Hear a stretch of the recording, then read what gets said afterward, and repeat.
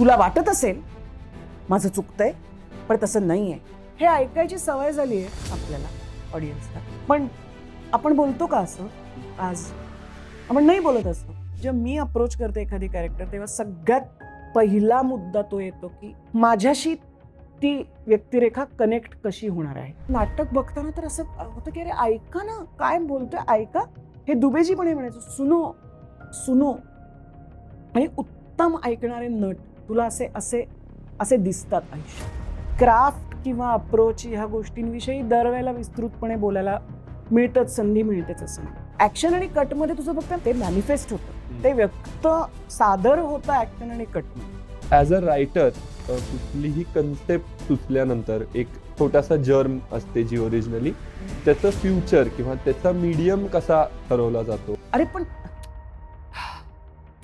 अरे हे मी खूप केलं होतं, कारण नाटकात ते नॅचरली होतं. आणि डबिंग करताना माझी कम्प्लीट वाट लागली. लिसनिंग, ऐकणं ही गोष्ट इतकी क्रुशल आहे ऑन स्क्रीन आणि ऑन स्टेज. आणि बऱ्याचदा तीच केली जात नाही. ती वरती उभी असते जिन्यावर, फाळके सगळं सगळ्यांना अच्छा अच्छा करून धावत धावत खाली जातात. मग एकदम त्यांना आठवतं म्हणून ते परत वर येतात आणि तिच्या कानात ते म्हणतात हे सगळं तुझ्यामुळे होतं, आणि फाळके निघून जातात. तुम्ही ऍक्टर म्हणून, कलाकार म्हणून जर स्वतःला अपडेट केलं नाही तर यू बिकम डेटेड. मेरिल स्ट्रीपनी क्रेमर वर्सेस क्रेमरमध्ये केलेलं काम आणि डेव्हिल वेअर्स प्राडामध्ये केलेलं किंवा 2 मध्ये केलेलं काम हे केवढं वेगळं आहे. कारण त्या 30 वर्षात तिने अभिनेत्री म्हणून स्वतःला अनलर्न केलंय, लर्न केलंय, तोडलंय मोडलंय, स्वतःची क्राफ्ट परत शोधली आहे.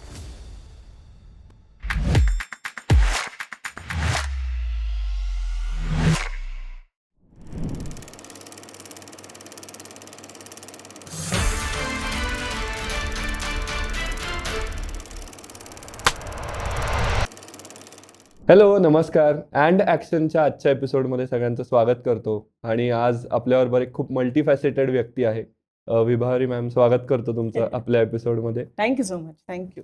खूप काय काय खरं तर बोलायला. This series is just about the craft, about the techniques. म्हणजे बाकी इंटरव्ह्यूजमध्ये असं बघितलं जातं की थोडंसं रिव्हॉल्विंग अराउंड किस्से आणि कसं झालं त्या मागचं आहे. पण हे एक्झॅक्टली काय केल्यावर झालं याच्या मागचा डीप डाईव्ह करायचा प्रयत्न आहे थोडासा.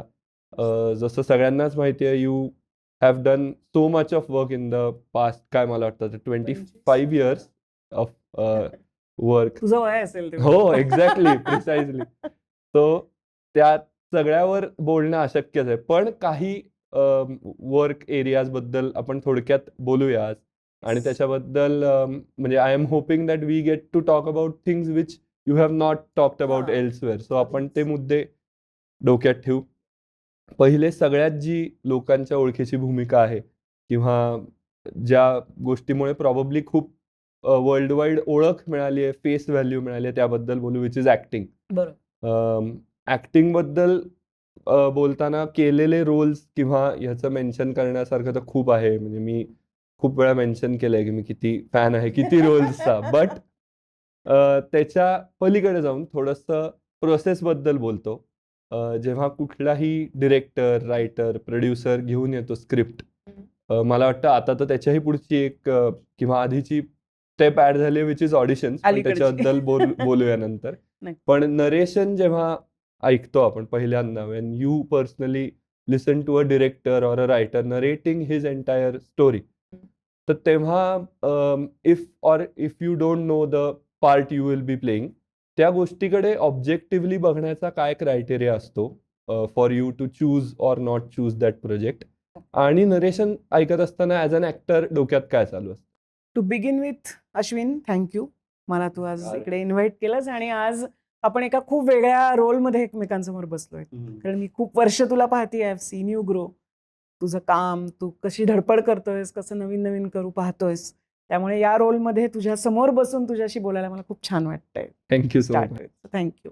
आणि दुसरं म्हणजे मला एक वेगळ्या विषयावर आपण बोलणार आहोत ह्याचाही आनंद होतोय. कारण अदरवाईज अनेक गोष्टी वारंवार बोलल्या गेलेल्या असतात आणि क्राफ्ट किंवा अप्रोच ह्या गोष्टींविषयी दरवेळेला विस्तृतपणे बोलायला मिळतच, संधी मिळतेच असं नाही. त्यामुळे मला मजा येणार आहे हे बोलताना, हे मला आत्ताच कळतंय.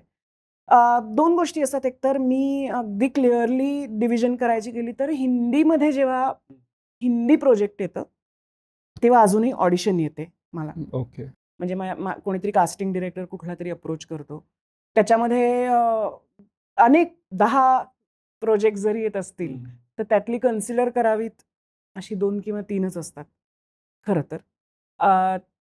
अनफॉर्च्युनेटली ऑडिशन जेव्हा येते तेव्हा तुम्हाला पूर्ण चित्रपटाचं किंवा वेब शोचं नरेशन देत नाहीत.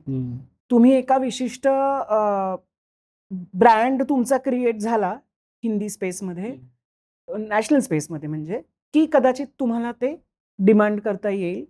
पण तिथे अजून I am not there yet okay. Hindi space. ही रियालिटी आहे, ती आपल्याला आवडेल पटेल असं नाही, पण it is how it is.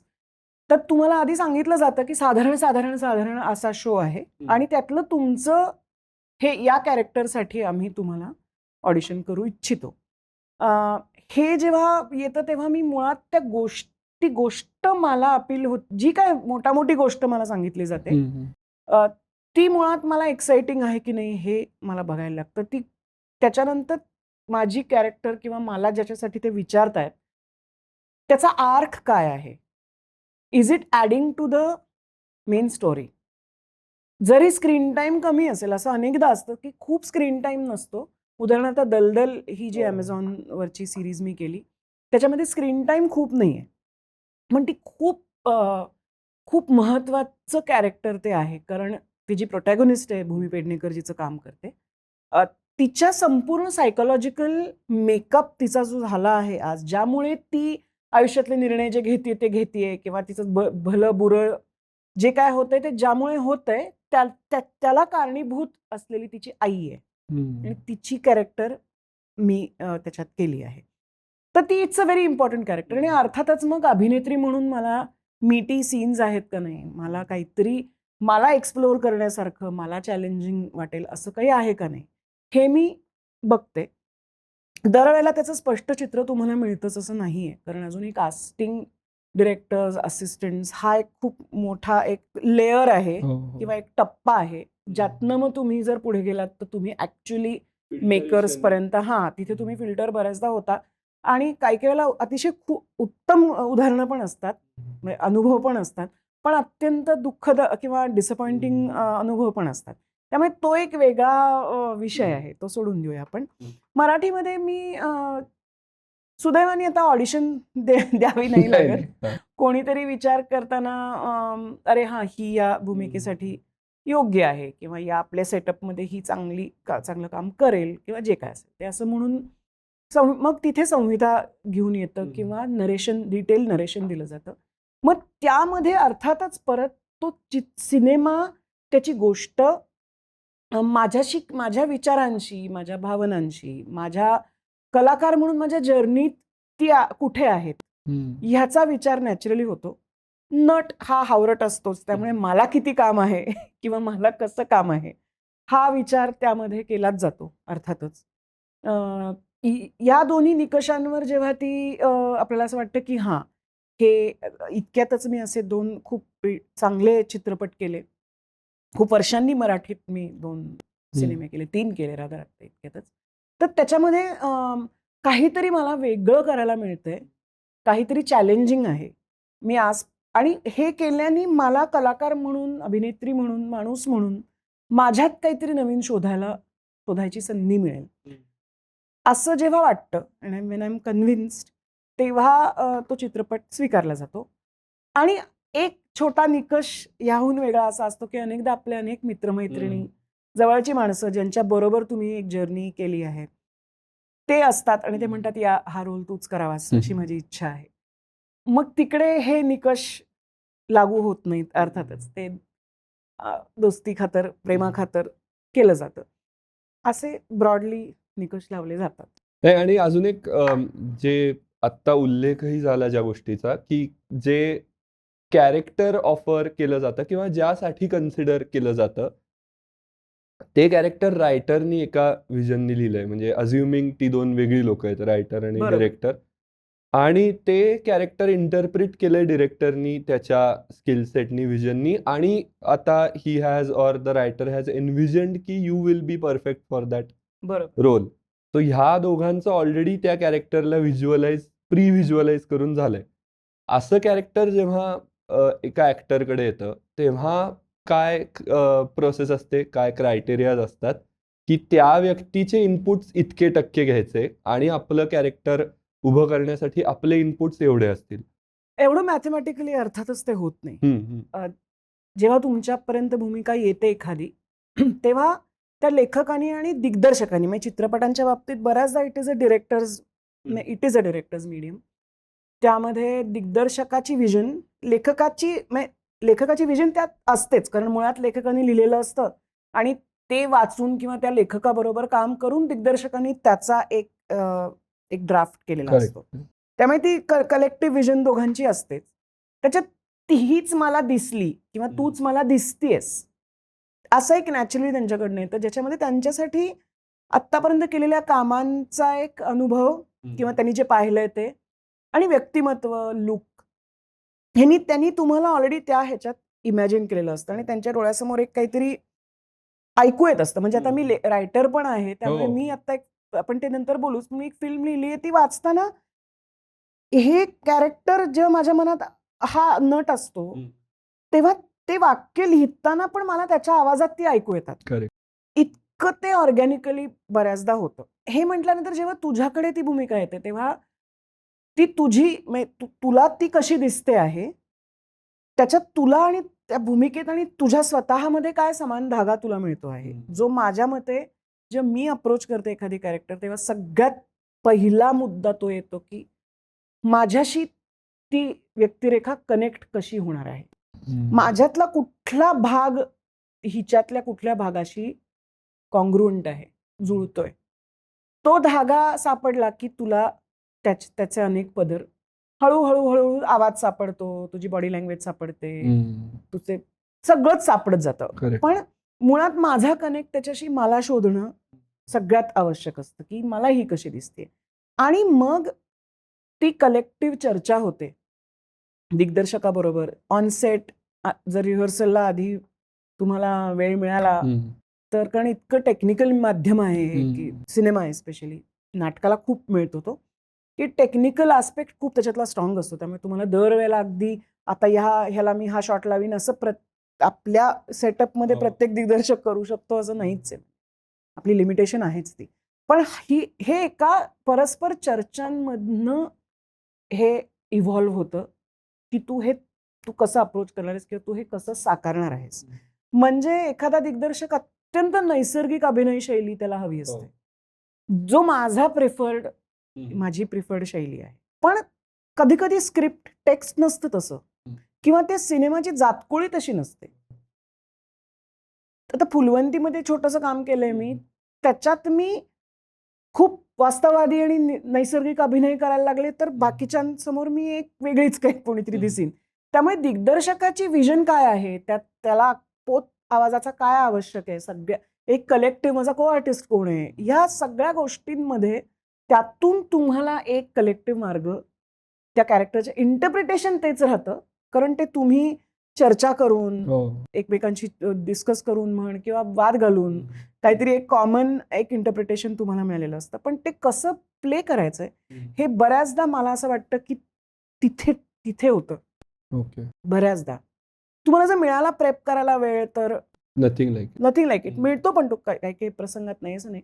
पण मला असं वाटतं ते खूप इन्स्टिंक्टवर खूप जास्त होतं. हा माझा अनुभव आहे की म्हणजे मी तुला अगदी एक तू म्हणतोस त्याचं छोटंसं उदाहरण गमतीदार सांगते. ते म्हणजे हरिश्चंद्राची फॅक्टरी मध्ये परेश बरोबर आम्ही काम केलं. तर परेशचा पूर्ण आता सिनेमा तू पाहिलाच आहेस अर्थात. एक त्याच्यामध्ये ना एक क्वर्क आहे खूप, आणि एक साहस कथा कशी असते तशी साहस कथा आहे फाळक्यांची.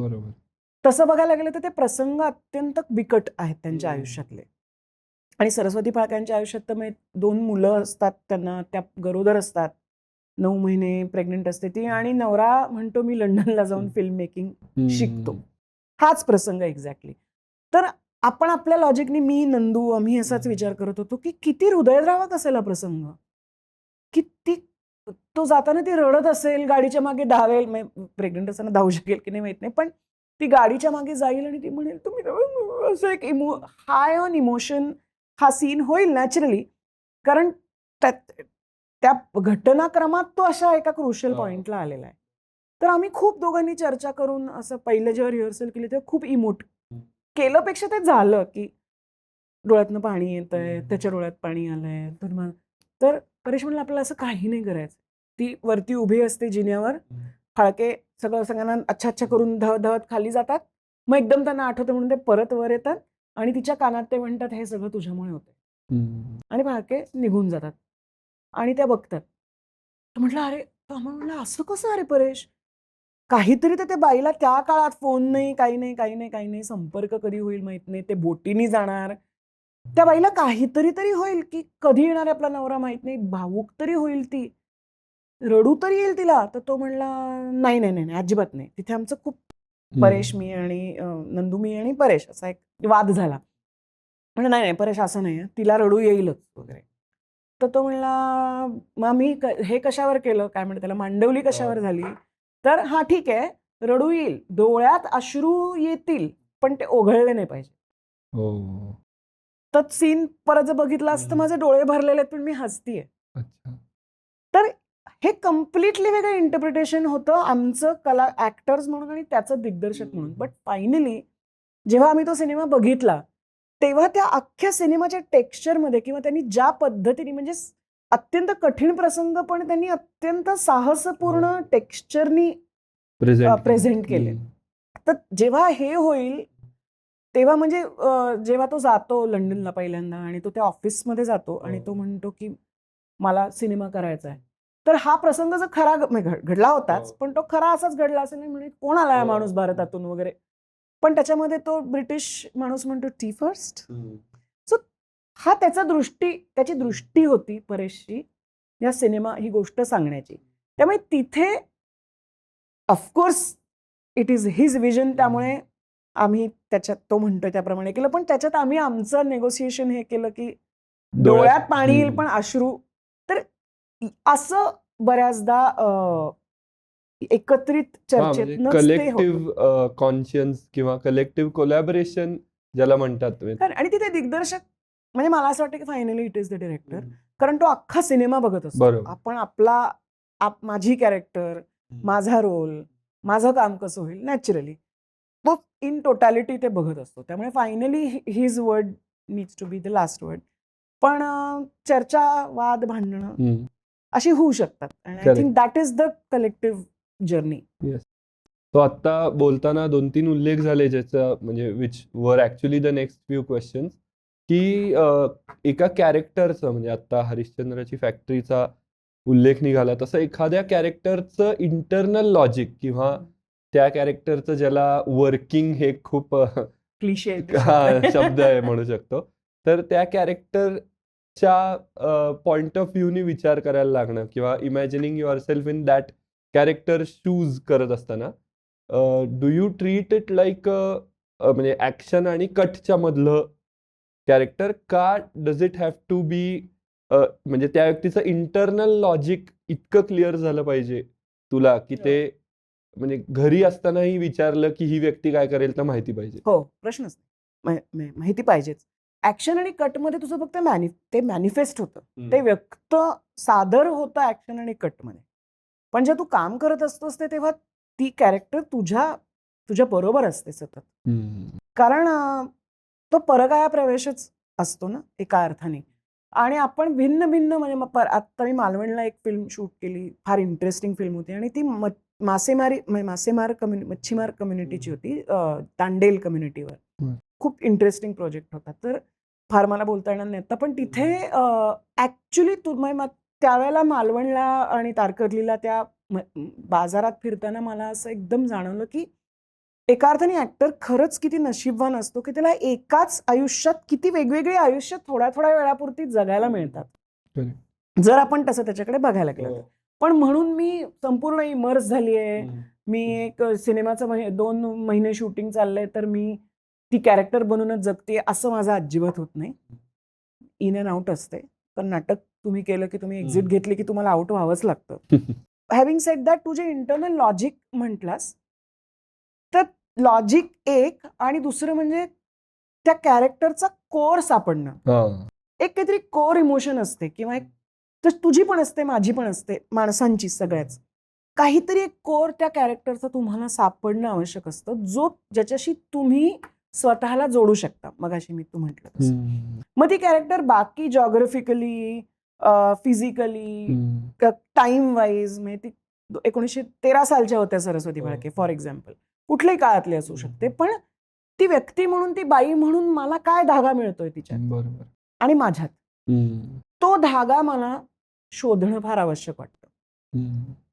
तो मला मिळाला की मग हळूहळू त्या गोष्टी उलगडत जातात. एका पर्टिक्युलर कॅरेक्टर बद्दल ऐकल्यावर किंवा त्याचा अप्रोच करत असताना त्या व्यक्तीत आणि आपल्यात काय समान धागा आहे हे खूप, म्हणजे रादर जे आता स्टुडंट्स पण ऐकतायत किंवा जे पुढे करू इच्छित आहेत किंवा ज्यांना कॅरेक्टर अप्रोच करणं खूप अवघड जातं, त्यांच्यासाठी हा खूप मोठा मला वाटतं कानमंत्र आहे. ते जास्त तुम्हाला ते शोधणं फार आवश्यक असतं.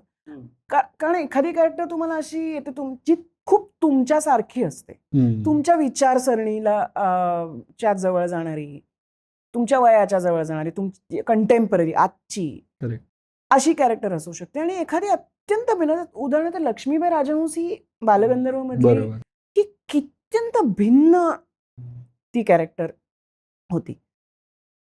तर ती कॅरेक्टर शोधताना मला तिची सायकॉलॉजी, तिचा काहीतरी इतिहास असेल. म्हणजे उदाहरणार्थ घोडनवरी जसं म्हणायचे त्या काळात, की उशिरा लग्न झालं त्या बाईंचं, कारण त्या रूपाने डाव्या होत्या आणि त्यामुळे त्यांचं बरंच त्या काळात अगदी लहानपणी लग्न व्हायचे ना. तर त्याच्यामध्ये बालगंधर्वमध्ये उदाहरणार्थ एक सीन आहे की तो अंतरपाठ जेव्हा खाली होतो तेव्हा बालगंधर्व बघतात आणि ते निराश होतात, कारण ज्या सौंदर्याच्या कोट अनकोट व्याख्या असतात, गोरा रंग असेल, अमुक असेल, नाजूक असेल, तशी नसते ती. त्यामुळे ते थांबतात आणि त्यांची आई त्यांना म्हणते की घाल माळ. त्यामुळे तिने उजवली आहे आई वडिलांनी. नाही तर नाटक करणाऱ्या माणसाला कोण, अगदी बालगंधर्व असले तरी नाटक करणाऱ्या माणसाला कोण मुलगी दिली त्या काळात, तर ती उजवली आहे मुलगी. असंच ते आहे त्यांच्या कॅरेक्टरविषयी. मी तशी नाहीये, मला उजवली नाही की ही घोडनवरी पण नव्हते. पण असहाय्यता ही आपल्याला अनेकदा अनेक प्रसंगांमध्ये आयुष्यात जाणवते. मी लहान असताना, शाळेत असताना, मी सावळी आहे म्हणून किंवा माझे केस छोटे होते म्हणून किंवा मला चष्मा आहे म्हणून मला खूप हिणवलं गेलं. मला नाटकांमधनं कामं मिळाली नाहीत. तर उपेक्षित असल्याची भावना काय असते ही मी लहानपणी अनुभवलेली आहे खूप. तर ह्या बाईची आयुष्यभर झालेली उपेक्षा आणि ती तिच्या स्वतःच्या नवऱ्याकडनं, हा तिच्यातला आणि माझ्यातला कॉमन धागा मला सापडला. हा जेव्हा सापडतो तेव्हा तिचं वागणं तुला कळायला लागतं की ही का अशी वागली, की ती कधीच काही बोलत का नाही. उदाहरणार्थ का ती मी आज विभावरी म्हणून विचार केला तर ती का सोचते, ती ते कसेही वागतात ती का सोचते. कारण बालगंधर्वांची फक्त ती एक बाजू की ते पती म्हणून त्या अर्थाने अयशस्वी होते किंवा अनफेअर होते. अदरवाईज सगळ्यात पूर्ण चित्रपटात बालगंधर्व महान होते आणि होतेच कलाकार म्हणून. पण ही एकच कॅरेक्टर अशी आहे आणि थोडीफार कदाचित आईची कॅरेक्टर जी एक दुसरा चेहरा त्यांचा दाखवते. तर मी असा विचार करायला मी विभा म्हणून विचार केला तर मला असं होईल की ही का सहन करते. पण जेव्हा मी लक्ष्मीबाई राजहंस म्हणून विचार करते की जी बाई इतकी उपेक्षित होती कायमच लहानपणापासून, जिला इतका सुंदर यशस्वी अत्यंत फेमस असा नवरा मिळाला, तर शी वॉज ऑलवेज ओब्लाइज्ड. ती कायम त्या ह्याच्या खालीच होती, त्यामुळे ती सोसत राहिली. पण आणि सोसून खचून थकून ती राहिली. तर ती उपेक्षा हा धागा मला मिळाला. बरं, दरवेळेला तसंच्या तसं मिळतच नाही. म्हणजे तुला मी एक गमतीदार किस्सा सांगते. सत्यदेव दुबे, पंडित सत्यदेव दुबे माझे गुरु आहेत, त्यांचाच किस्सा आहे हा. त्यांना एक माणूस, त्यांचा एक विद्यार्थी पूर्वी येऊन म्हणाला की पण ते हेच म्हणायचं ना की रिलेटेबिलिटी काय आहे, तुझा धागा काय आहे, सायकोलॉजिकल कनेक्शन्स काय आहेत. तर तो म्हणला की दुबेजी मैं खूनी का काम कर रहा हूँ, मर्डर करना है, मर्डर करता है. तो म्हणतो अच्छा ठीक है. दुबे जी म्हणले. तर म्हणलं पर मैं कैसे करूँ ये? मैंने तो कभी किसी का खून नहीं किया है. तर दुबे जी म्हणले अच्छा तुमने मच्छर मारा है कभी? तो म्हणला हाँ मारा है. तो म्हणले सोचो क्या करते हो कि वो मच्छर आता है, वो भिन आता है, वो 1-2 बार झटक देते हो, फिर से आता है, तुम लिख रहे हो, फिर काम कर रहे हो, तुम इरिटेट हो जाते हो, एक बार काटता है तुम और इरिटेट हो जाते हो, 1-2 बार उसे पकड़ने की कोशिश करते हो, नहीं पकड़ पाते, फिर ये बढ़ता जाता है तुम्हारा एंगर, एजिटेशन, इरिटेशन, और एक पॉइंट पे तुम ये डिसाइड कर लेते हो कि अब बहुत हो गया, और फिर वो तुम्हें दिखता है बैठा हुआ, तुम आराम से बिना कोई आवाज़ के उसकी तरफ जाते हो और ऐसे तुम अंदाज़ा लेते हो कि वो कहाँ बैठा है और वो झपट के उसको मार डालते हो. ये जो तुम सोचते हो, ये जो तुम करते हो, that is a murderers instinct.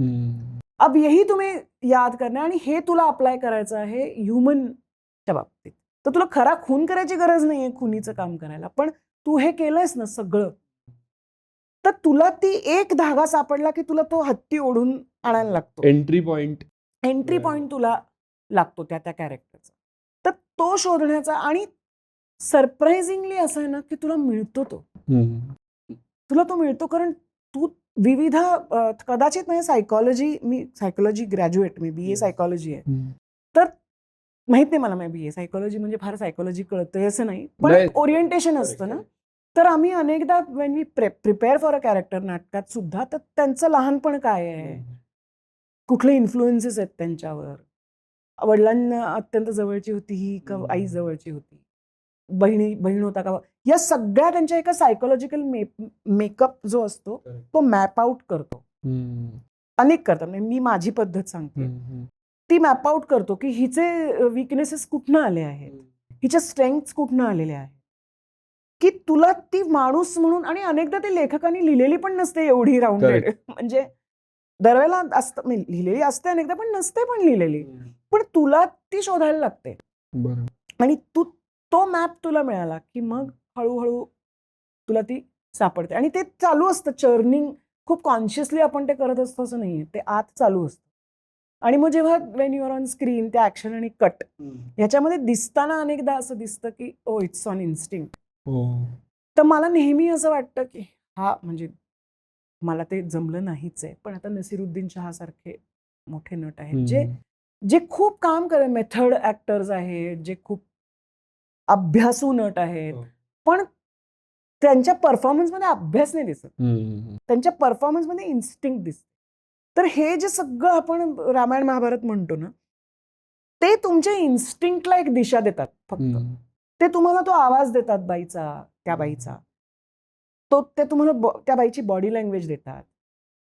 परत एक्सटर्नल तुला कॉस्ट्युम तो आला की तुझी ती हे, पण बेसिकली तिचं सायकोलॉजिकल मॅपिंग त्या कॅरेक्टरचं आणि तिचं माझ्याशी असलेलं कनेक्शन हे शोधणं इज द ओनली पेक्षा that is the most crucial thing मी करते असं मला वाटतं.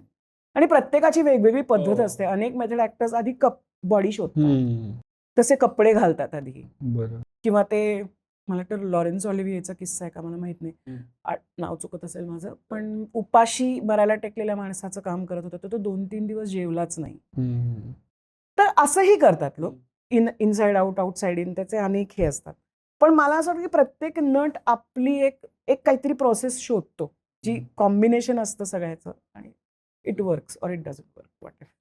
ओके, सो आत्ता बोललेल्यातले 1-2 जे खूप हायलाईट करावेसे वाटतात मुद्दे, जे फार ऐकले नव्हते याआधी कुठे, ते इमोशन एक्झॅक्टली नाही, पण त्या इमोशनच्या जवळचं काहीतरी नक्की असतं प्रत्येकाकडे टू फाइंड ते, जे तुला गुरूंकडनं कळलं. आणि दुसरं खूप महत्वाचं जे आत्ता ज्याचा उल्लेख झाला, which was body language, voice मिळणं. तर ह्याच्याबद्दल पण थोडंसं पुढे जाऊन आय थिंक कंटिन्यू करूया ऍक्टिंगबद्दलच, की एक्झिस्ट करणं त्या कॅरेक्टरमध्ये, म्हणजे लाईक यू राईटली सेड की ही जी सगळी प्रिपरेशन आहे ती इन्स्टिंक्टला बूस्ट करते किंवा इन्स्टिंक्ट अजून नॅरो डाऊन करते, प्रिसाइज करते. तसं सीन चालू असताना जेव्हा you don't have a dialogue to say, but जसं हरिश्चंद्राची फॅक्टरीचं उदाहरण घेऊ शकतो, किंवा इवन आत्ता ज्या सिरीजचा Amazon प्राईमचा उल्लेख केलास की where there are scenes where you are existing, not saying much. So how important is the silence? Extremely. It's a very good question. आता मी एक गेली 15-20 मिनिटं काय जे असतील ती बोलले. You are only listening. तू जसं ऐकलंस तसं तू ऐकत नसतास समजा, किंवा तू तुझा फोन बघितला असतास किंवा तू दाराकडे बघितलं असतं, तर मी बोलूच शकले नसते जे मी आत्ता बोलते. मला अत्यंत स्ट्रॉंगली असं वाटतं की अभिनय हा जेवढा रिॲक्टिव्ह असतो तेवढा कदाचित ॲक्टिव्ह पण नसतो. अनेकदा लिसनिंग, ऐकणं ही गोष्ट इतकी क्रुशल आहे ऑन स्क्रीन आणि ऑन स्टेज, इतकी क्रुशल आहे. आणि बऱ्याचदा तीच केली जात नाही. म्हणजे आता सिनेमात कसं होतं की सिनेमाच्या किंवा सीनच्या अशा खूप प्रचंड रिहर्सल्स होतात असं नाहीये. पण तू ऑब्झर्व कर, एक तर क्लोज, अनेकदा क्लोज मीडियम असतात, अगदी वाईड शॉट लॉंग शॉट सोडून दे, पण टू शॉट लागलाय, अगदी ओएस लागलाय माझा, जिथे माझा चेहरा दिसत नाहीये पण मी ऐकतेय. तर माय बॉडी, माझं शरीर ऐकणार आहे तुझं, माझी मान ऐकणार आहे तुझी, अगदी ओव्हर द शोल्डर असेल तरी. आणि तू बोलतोयस आणि मी ऐकते आणि माझा कट असेल तर मी कशी ऐकते आहे ह्याच्यावर मी तिथे आहे, तुम्ही तिथे असणं त्या क्षणी, एक्झिस्टिंग लाईक यू सेड, इतकं क्रुशल आहे. त्यामुळे नटरंग या सिनेमामध्ये मला वाक्यच नाहीये एक्सेप्ट शेवटचा सीन. एखाद दुसरं वाक्य असेल इकडे तिकडे, गुरु बरोबरच्या सीनमध्ये मला वाटतं एक वाक्य, शेवटचा सीन आहे ज्याच्यामध्ये मी त्याला हाकलून देते, पण अदरवाईज अख्खा सिनेमा मला वाक्यच नाहीये. आणि मला रवीनी जेव्हा नरेशन दिलं तेव्हा तो म्हणला होता की तुला वाक्यच नाहीये, शेवटी तुला बोलायचंय. तर माझ्यासाठी ते खूपच एक्साइटिंग होतं. कारण तू ऐकून, म्हणजे तू ऐकतोस कसा, ऍक्टिंग इज रिॲक्टिंग हे जे म्हणतात ते क्लिशे असेल तरी ते इतकं खरं आहे. कारण मी ऐकल्याशिवाय तू काय बोलतोयस ह्याला काही महत्वच नाही राहणार. तू एका महत्वाच्या विषयावर बोलतोयस आणि मी जर ऐकतच नाहीये तर त्या सीनचं सगळं टेक्स्चरच बदलतं, अख्खी कॅरेक्टर बदलते. की हा एक जण बोलतोय, दुसऱ्याला काही घेणं नाहीये त्याच्याशी, आणि दुसरा म्हणतो आता किती वेळ झाला, आता मला जायचा कंटाळा आलाय, मला आता किती वेळ बोलतोय. तर तो सीन हा जेवढा ऍक्टिव्ह ऍक्शननी डिफाईन होतो तितका किंवा अनेकदा त्याच्यापेक्षा जास्त एका रिॲक्शननी सीनचं डायनॅमिक बदलू शकतं. एक अक्षरशः मी क्लोज लागलाय आणि मी नुसतं एवढं केलं ना तरी अख्ख्या सीनचं डायनॅमिक बदलतं. त्यामुळे ऐकणं ह्याच्या इतकं मला अभिनयापेक्षा, बोलण्यापेक्षा ऐकणं जास्त महत्वाचं वाटतं खूप. आणि नाटकात बऱ्याचदा असं होतं की इतकी तालीम झालेली असते 2-2, 3-3 महिने की सर्व नटांना सगळ्यांच्या लाईन्स पाठ असतात, ऐकतच नाही. त्यामुळे ज्याला तू अँटिसिपेट केलंस हा किंवा तू ओव्हरलॅप केलंस हा असं आपल्याला दिसतं बघ, तू जर ऐकत असशील ना तू ओव्हरलॅप करणारच नाहीस, तू अँटिसिपेट करणारच नाहीस. कारण तुला माहितीच नाही ना मी काय बोलतेय, मी तुला काय प्रश्न विचारतेय तुला माहितीच नसेल तर तू उत्तर सुरू कसं करशील तुझं. त्यामुळे नाटक बसवताना किंवा नाटक बघताना किंवा त्या प्रोसेसमध्ये मी पण हा प्रयत्न करते आणि मी हे वारंवार सांगते की ऐका, प्लीज ऐका. आणि अनफॉर्च्युनेटली म्हण शब्द आणि बोलणं हे सगळ्यात सोपं माध्यम आहे संवादाचं, कम्युनिकेशन. कारण त्याला सगळ्याला एक स्ट्रक्चरच मिळतं ना, ते you are giving it away. पण खूप काही असतं जे आपण बोलताना पण बोलत नसतो, सबटेक्स्ट आणि इम्प्लाइड स्टेटेड वगैरे जे सगळे जार्गन्स आहेत ते, आणि त्याच्यात नाट्य असतं. तिथे थिएटर आहे किंवा ड्रामा आहे किंवा सिनेमा आहे किंवा काही आहे, तर तुला त्या जागा त्या तुला आणि त्यासाठी तुला शांतपणे ऐकायला हवं. आणि मग आत्ता मी उद्या तू आणि मी एका सिनेमात काम केलं समजा आणि तू माझ्या मुलाचं काम केलंस तर मी कशी ऐकीन तुझं बोलणं, आत्ता मी तुझं बोलणं कसं ऐकते, माझं ऐकणं पण बदलेल, त्यांनी तुझं माझं डायनॅमिक्स बदलेल, त्यांनी सिनेमाचं. त्यामुळे मला आणि असं नाटक बघताना तर असं होतं की अरे ऐका ना काय बोलतोय, ऐका. हे दुबेजी पण हे म्हणायचं, सुनो सुनो. आणि उत्तम ऐकणारे नट तुला असे असे असे दिसतात आयुष्यात की हा काही एक शब्द बोलत नाहीये, 10 लोकांचा सीन आहे, हा कोपऱ्यात बसलाय माणूस कुठेतरी, पण तो दिसतो तुला कारण तो ऐकत असतो, ही इज देअर. तो असं नाही म्हणाले की मी माझं वाक्य बोलीन, परत माझं वाक्य आलं की मी आत येईन, बाकी मग तुमचं चालू दे, असं नाही होत. तर हे खूप महत्वाचं आहे. सायलेन्सेस विलक्षण महत्वाचे आहेत, कारण खरं जे घडतं ते तिथे घडतं. त्या कॅरेक्टरची जर्नी त्या सायलेन्समध्ये होते. म्हणजे सॉरी अश्विन, मला उशीर झाला आज यायला. चल सुरू करूया. या 2 मध्ये खूप झालंय. मी एक रिकॅप केलाय की मला आज का उशीर झाला. खरं तर मी कधीच उशिरा येत नाही. काय वाटलं असेल अश्विनला, ही उशिरा कशी काय आली, लोक थांबून राहिलेस, हे सगळं झालंय या दीड काय जे 10 सेकंदाच्या सायलेन्समध्ये. ते जेव्हा माझ्या आत होतं किंवा ते जेव्हा मी आय फील दॅट, तेव्हा ते दिसतं आणि त्यांनी एक वास्तववादी अभिनय म्हण किंवा सीन म्हण किंवा हे तयार होतं. आपल्याकडे सायलेन्सेस अनेकदा नसतातच आणि मला फार अनेकदा त्रास होतो त्याचा, की थांबा, be in the moment, exist like you rightly sed. जसं आता उल्लेख झाला बोलताना की ऍक्टिंग जितकं थिएटरमध्ये किंवा फिल्म रिलेटेड दोन्ही बोलू आपण, पण फिल्मसाठी ऍक्टिंग ही खूप टेक्निकल गोष्टही आहे तितकीच. कारण त्याच्यात कॅमेरा हे मीडियम आहे ज्याच्यातनं पोर्ट्रे होणार आहे सगळं. तर त्याच्यात आता जे फिल्म ऍक्टिंगचे टेक्निक्स आहेत त्याच्याकडे थोडंसं येतो. एक तर ॲक्शन कंटिन्युटी आहे ज्याच्याबद्दल मला प्रत्येक ॲक्टरला साष्टांग नमस्कार सतत करावासा वाटतो. कारण म्हणजे ज्यांना माहीत नाही त्यांच्यासाठी सांगतो की जेव्हा बजेट एवढं नसतं, एका वेळी एकच कॅमेरा रोल होत असतो आणि तो जर मोस्टली आणि मास्टर ज्याला म्हणू शकतो की एक सगळं ज्याच्यात एकत्र दिसतंय ते जर पहिले शूट झालं आणि त्या व्यक्तीचा क्लोजअप येतोय, तर त्या व्यक्तीला ते परत सगळं तसंच्या तसं with the right hand movement कधी सगळं. सो त्याचे काही मेथड्स किंवा टेक्निक्स विच यू हॅव म्हणजे found to be useful over the last few years. आणि ह्याच्यातलंच दुसरी ॲक्शन कंटिन्युटी हा एक भाग झाला. आणि दुसरं ह्याच्याच रिलेटेड प्रश्न की एक कॅरेक्टर जेव्हा मिळतं पण ओव्हर 2-3 शेड्यूल्स शूट आहे आणि नॉन लिनियर शूट असतं. पहिल्या दिवशी लास्ट सीन होऊ शकतो, दुसऱ्या शेड्यूलच्या 5व्या दिवशी पहिला सीन कसंही असू शकतं. तो त्या कॅरेक्टरची जर्नी ओव्हर ॲक्च्युअल टाइम ही कशी मेंटेन करतात? ओके. एकतर मला असं वाटतं की अनुभव हा कुठल्याही प्रकारच्या कलेत, कुठल्याही गोष्टीचा अनुभव ही खूप महत्वाची गोष्ट असते. आणि एस्पेशली स्क्रीन ॲक्टिंग ही खूप अनुभवाने तुम्ही शिकत जाणारी एक कला आहे, माध्यम आहे.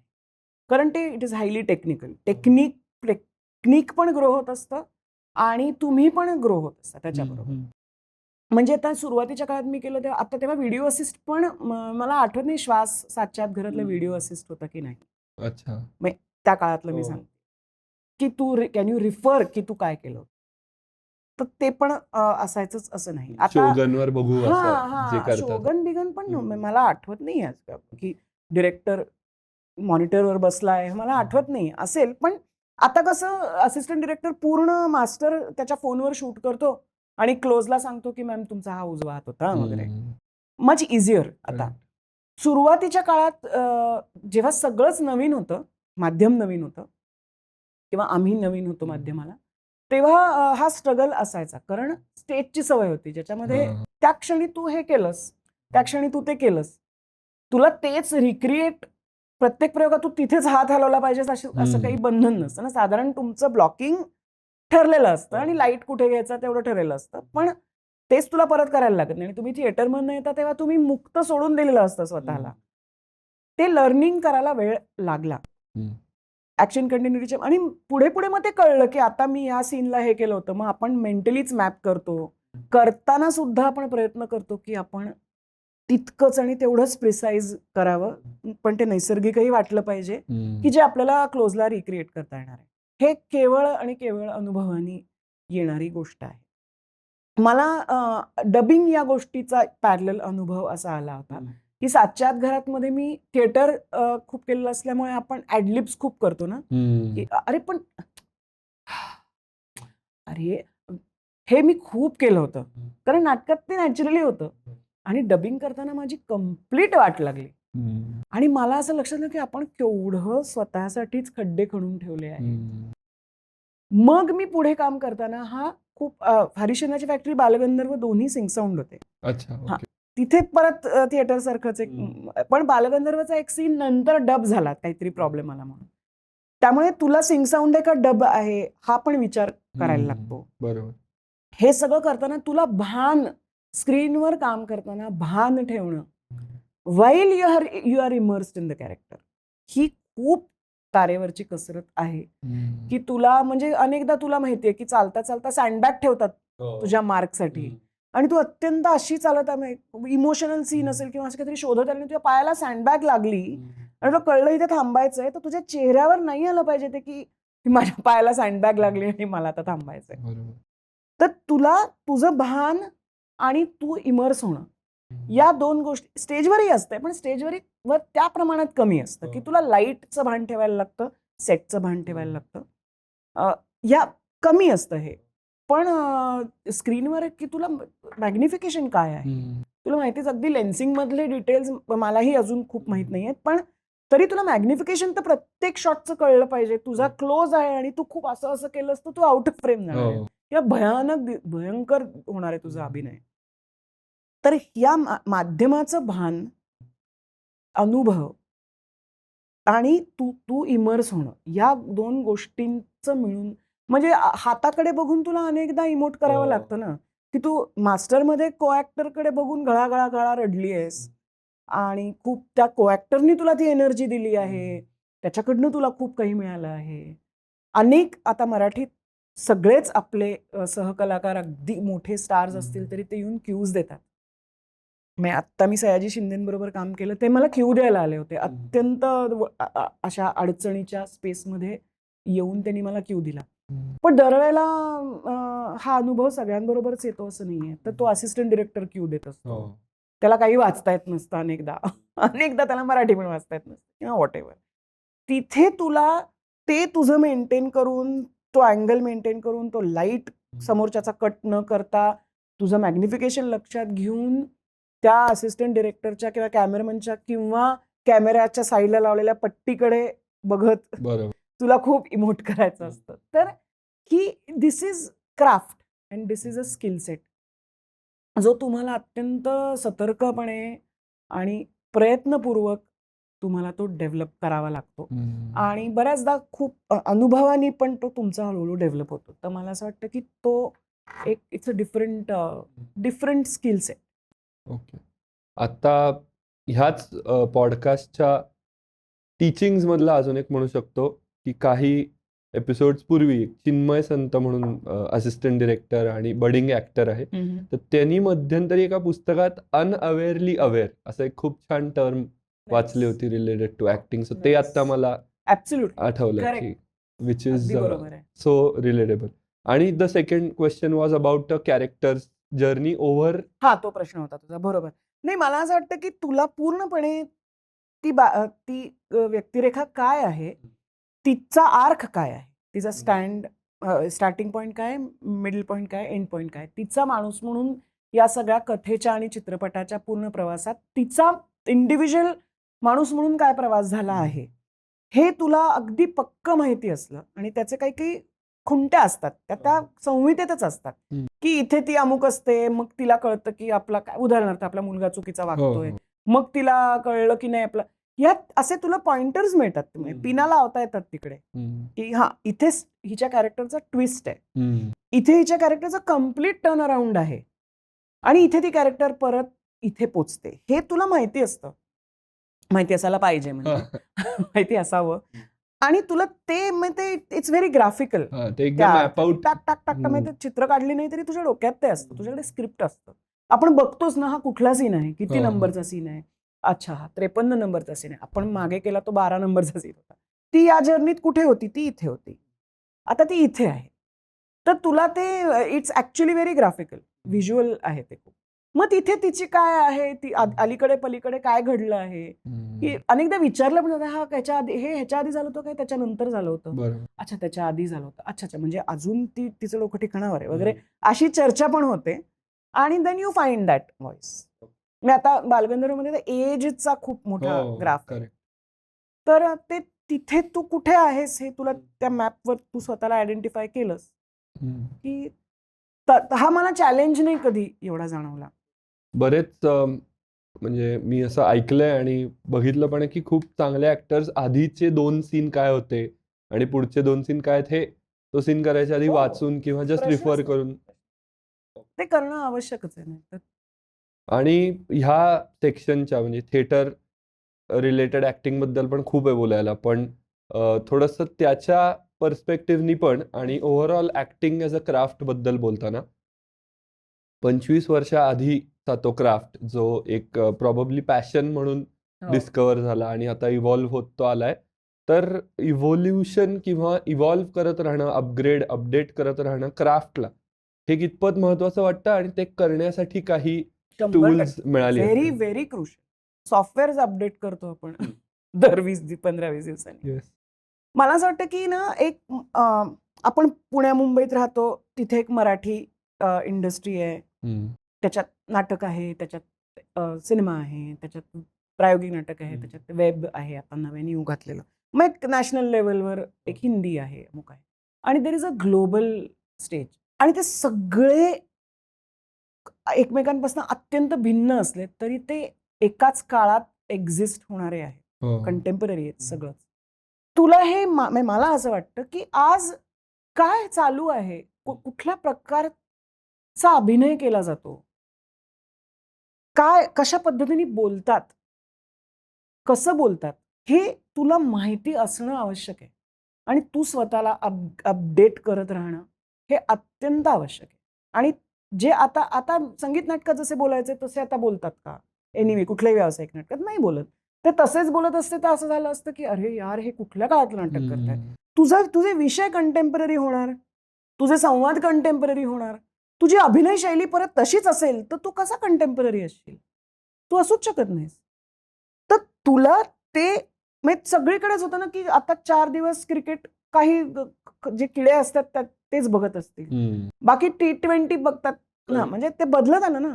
तर एव्होल्युशन होणार, स्थित्यंतर होणार. तुम्ही ऍक्टर म्हणून, कलाकार म्हणून जर स्वतःला अपडेट केलं नाही तर यू बिकम डेटेड. कदाचित ते लोक रुळलेले असतात ते बघण्यासाठी, त्यामुळे कदाचित ते अप्रिशिएट जास्त होईल, पण मला ते नाही करायचं, नक्की नाही करायचं. म्हणजे मी 20 वर्षापूर्वी केलेलं काम जेव्हा मी आज बघते तेव्हा ते मला आवडत नाही म्हणजे काय, ते मला आजचं नाही वाटत. कारण विषय बदलणार, त्याची मांडणी बदलायला हवी, पण तुम्ही जर तेच करत राहिलात तर ते वर्क नाही होणार. तर तुम्हाला सतत अपडेट करत राहणं आवश्यक आहे आणि त्यासाठी काय प्रकारचं काम होतं आहे आपल्या एका छोट्या सर्कलच्या बाहेर, हे तुम्ही सतत बघणं. काही असे नट आहेत, म्हणजे दिलीप कुमारांचं उदाहरण जर तू बघितलंस तर ते 1940 आणि 50 साली पण एक अत्यंत वास्तववादी रिअलिस्टिक अभिनय करायचे. त्यांची डिलिव्हरी इतकी सहज होती जी त्या काळात जी शैली होती अभिनयाची, किंवा अशोक कुमार फॉर एक्झाम्पल त्याच्यापेक्षा अत्यंत भिन्न होती. त्यामुळे आजही त्यांचं काम बघताना ते आजचं वाटतं. पण सगळेच आपण किंवा नसिरुद्दीन शाह आहेत, खूप मोठी माणसं आहेत आणि त्यांनी स्वतःला अपडेट केलं आहे.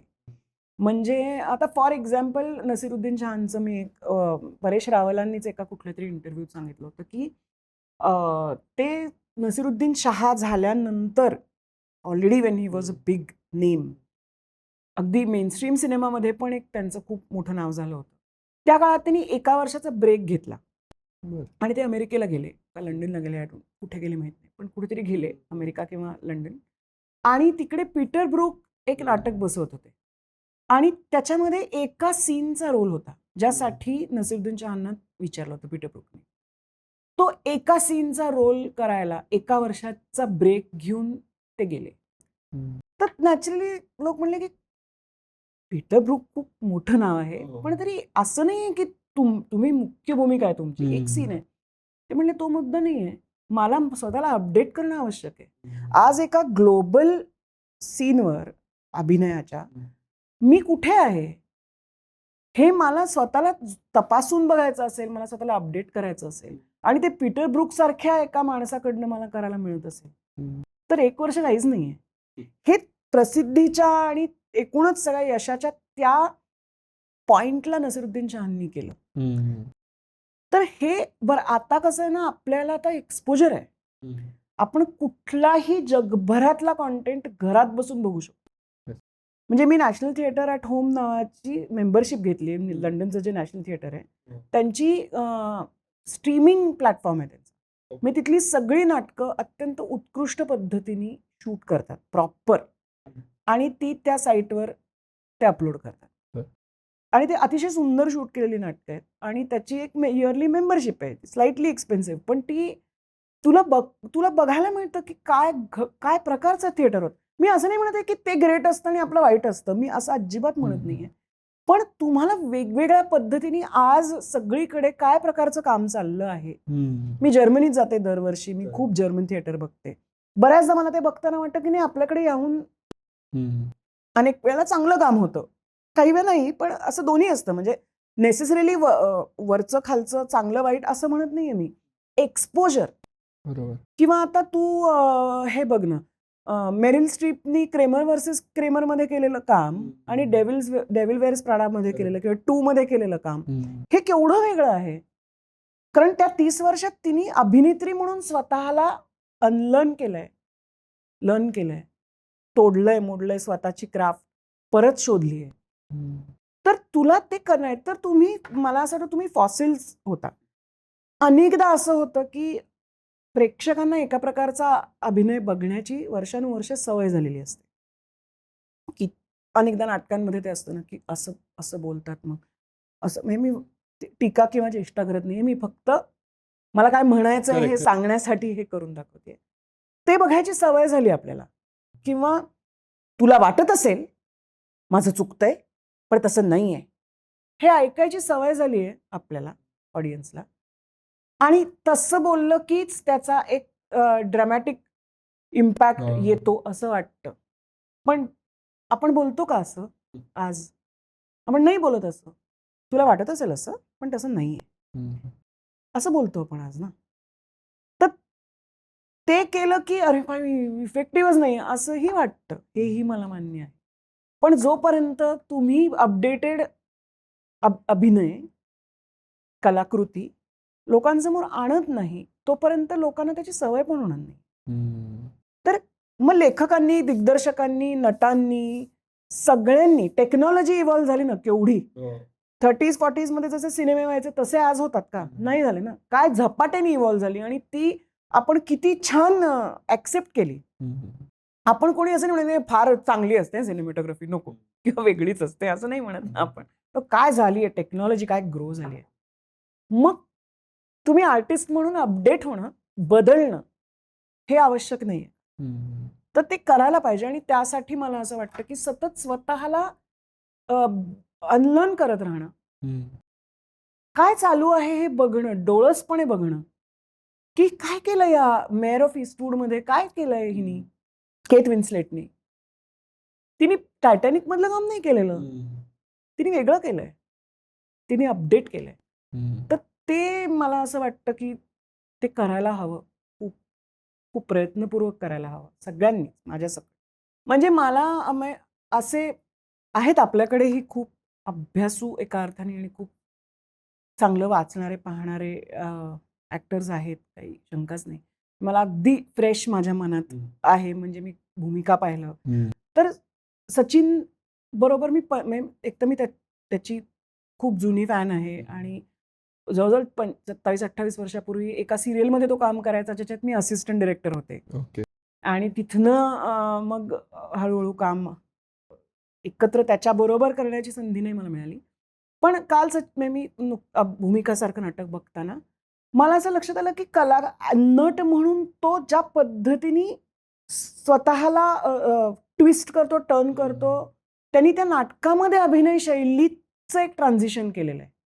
ते मी सांगत नाही, नाटक it is very difficult to explain. ते नाटक बघितल्यावर कळेल की सुरुवातीला ते पात्र अमुक पद्धतीचं असतं, तिथे त्यांनी अमुक पद्धतीची शैली आहे त्याची, आणि नाटक जसं प्रोग्रेस होतं तसं त्या पात्राच्या जर्नी बरोबर त्यांनी त्याची शैली बदलली. It is fantastic.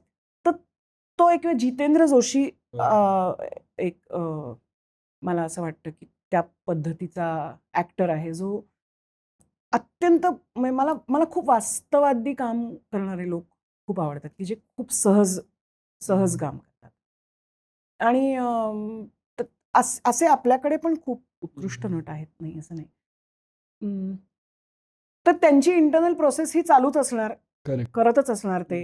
अ, आणि ते दिसतं त्या कामांमध्ये असंही मला वाटतं.